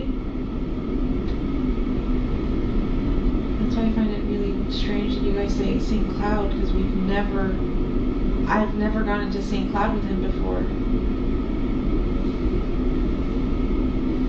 So you told me you have a friend in St. Cloud. I do. I don't know if he knows, but explain to him where she lives, who she is. Explain that relationship to him, because I don't think he's aware of it. No. Oh, okay. So one of my really good friends lives off of Old Canoe Creek Road, off Nolte. Okay. I don't know what neighborhood though. She's one of my really good friends. She's somebody I know that lives in St. Cloud. She's one of like two people I know that live in St. Cloud. She's hung out with us, as in me and Stephan before. She's come over to hang out with me, and Stephan would be hanging out there too, so we would all kind of hang out together. But yeah, she's just a friend. And you're 100% sure he's never been to her house? Yes. Do they have their own friendship? Or is it just, that's your friend and the only time he ever talks to her or hangs out with her is with you? Exactly. Just my friend, and he would talk when she was around. And you just told me about the second person in St. Cloud. Who is that? Somebody I haven't seen in a long time. Her name is Courtney Brackman. She lives, can you pull up the map? Mm-hmm. But he's never been over to her house either.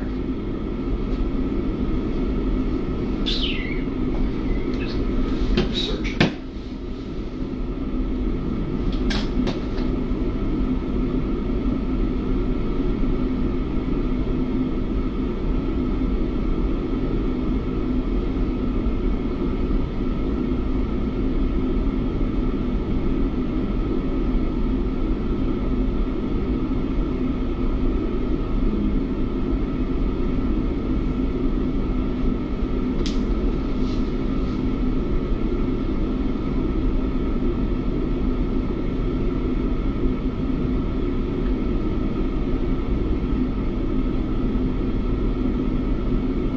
She lives somewhere in this area over here. Around here. Lake Lizzie to me is familiar. I would go hiking there often. Well, There's a preserve there. yeah, a few years ago, we would go hiking all the time with my friend Courtney, the one who lives right by there. With Stephan? No, Stephan would never come. Now, would you tell him you're going to Lake Lizzie Preserve? I've mentioned it before, yeah, when we've gone.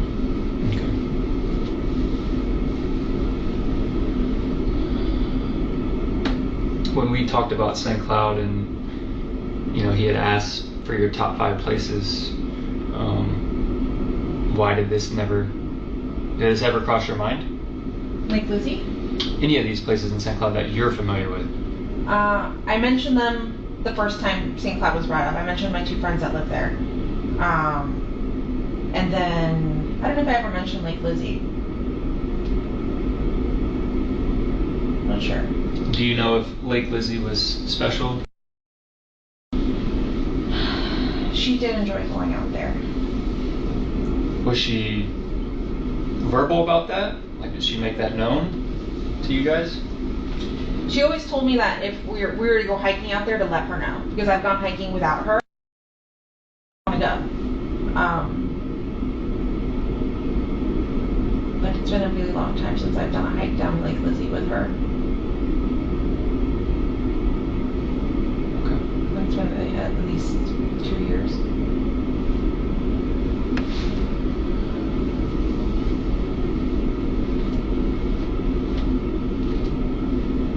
Yeah, those are the only places in St. Cloud that I would know, that I could think of, that he might be aware of, but But your gut tells us no. Lake Lizzie, probably not. Like, does he even remember what the name of Lake Lizzie is? Probably not.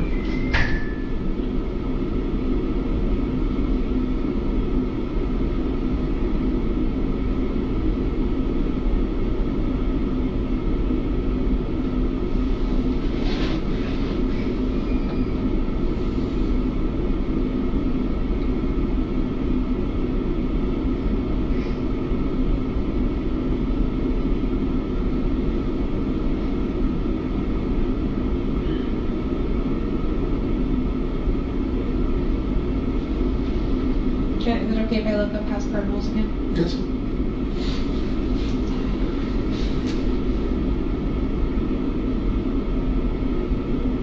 Or house rules too.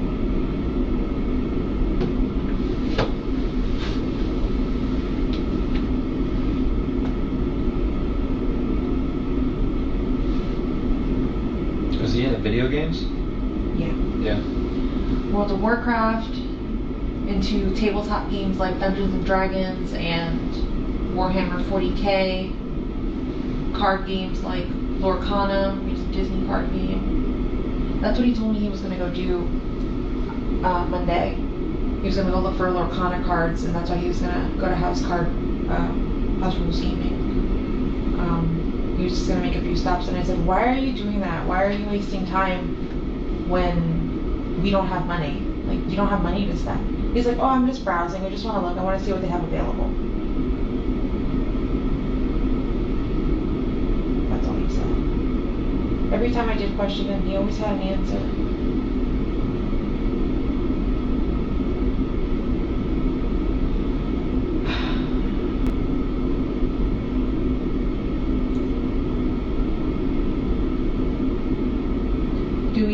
Do you guys know, like, up until when on 182 you guys found him, see him? Like, how far down? We just know it's St. Cloud. So I keep thinking, like, house game rules on 192. Okay, it's got some secluded stuff in the background, or in the back of it. But it's still 182. It's still really busy.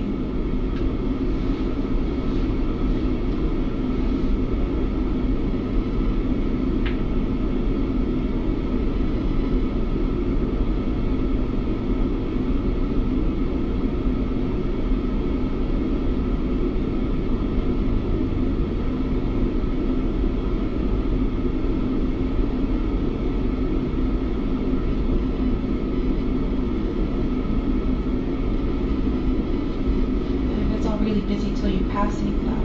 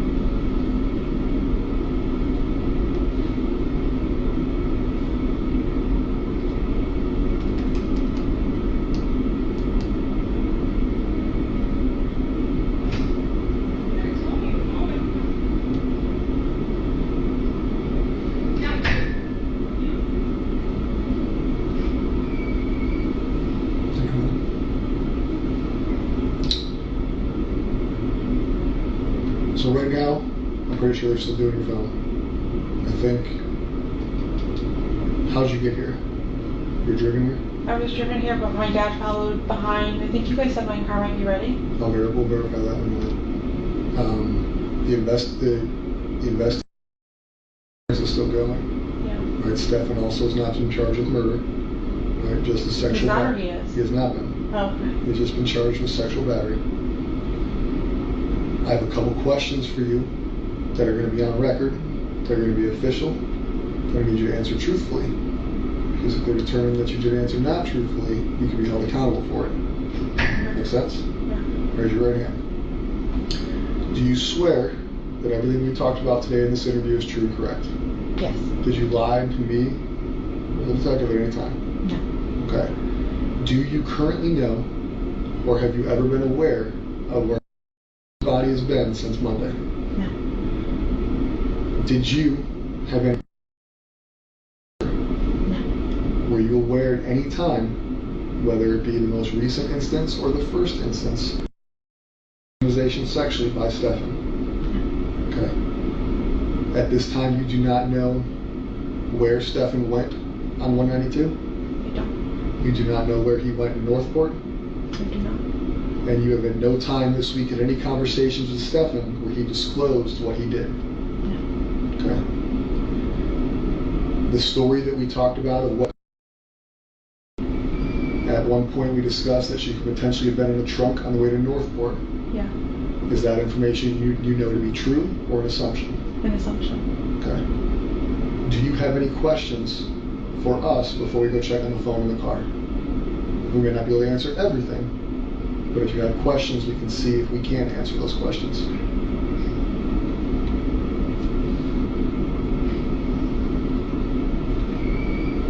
It's not your only opportunity. Your only opportunity phase was you saying you swear. Yeah. Good? lastly, they'll have opportunity. You obviously have numerous detectives' phone numbers. You have numerous agencies' phone numbers, things like that. So realistically, there will be other options for you to ask questions. I don't think I have questions right now. Okay. I don't want you to think I was purposely an asshole to you. No, I know. All You're right? doing your job. Like I told you, like the sheriffs have probably reached out. You've been in communication with numerous people here. Those are my opinions and my opinions only. They don't reflect Sheriff Mina, the chief of PD, Kyle, any other detectives who talked to you. All right. I personally don't know. All right.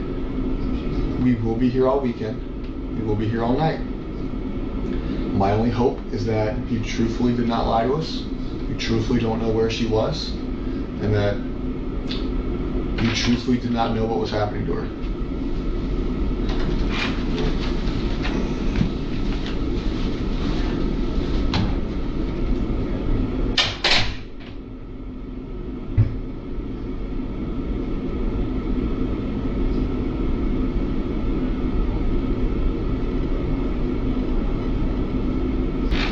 Right now, your car is obviously able to be released to you, the Nissan. Okay. It requires us to do some paperwork because we did log it into our system. So now that it's in our system, we got to release it properly to you, which is no big deal. It'll take a couple minutes. Because of the high profile. All right, I know you said we can download your phone, and I do appreciate your cooperation with that. But because the same way we did with Stephan and every other phone and digital device we've seized, they're making us write a search warrant on it, which really doesn't affect you too much. The search warrant is a legal thing. It's not a you thing. It's not a trust thing. But with that, it takes a little bit longer. Yeah. All right, so I can release your car to you right now. We can go facilitate that downstairs. I cannot make you a promise that that phone will be downloaded by the time your car's ready. What I can promise you is that the moment it is downloaded, if you have left from here, I will bring it to you. You're staying with your sister still? Does anybody have your sister's phone number that we can make sure we can communicate with you on? Yeah. My dad is downstairs, I think, waiting for me, so I can give you my dad's number since he'll be Whatever with me. phone numbers we can have, just to make sure that if we are unable to give you the phone back today, we'll tell my shit out there.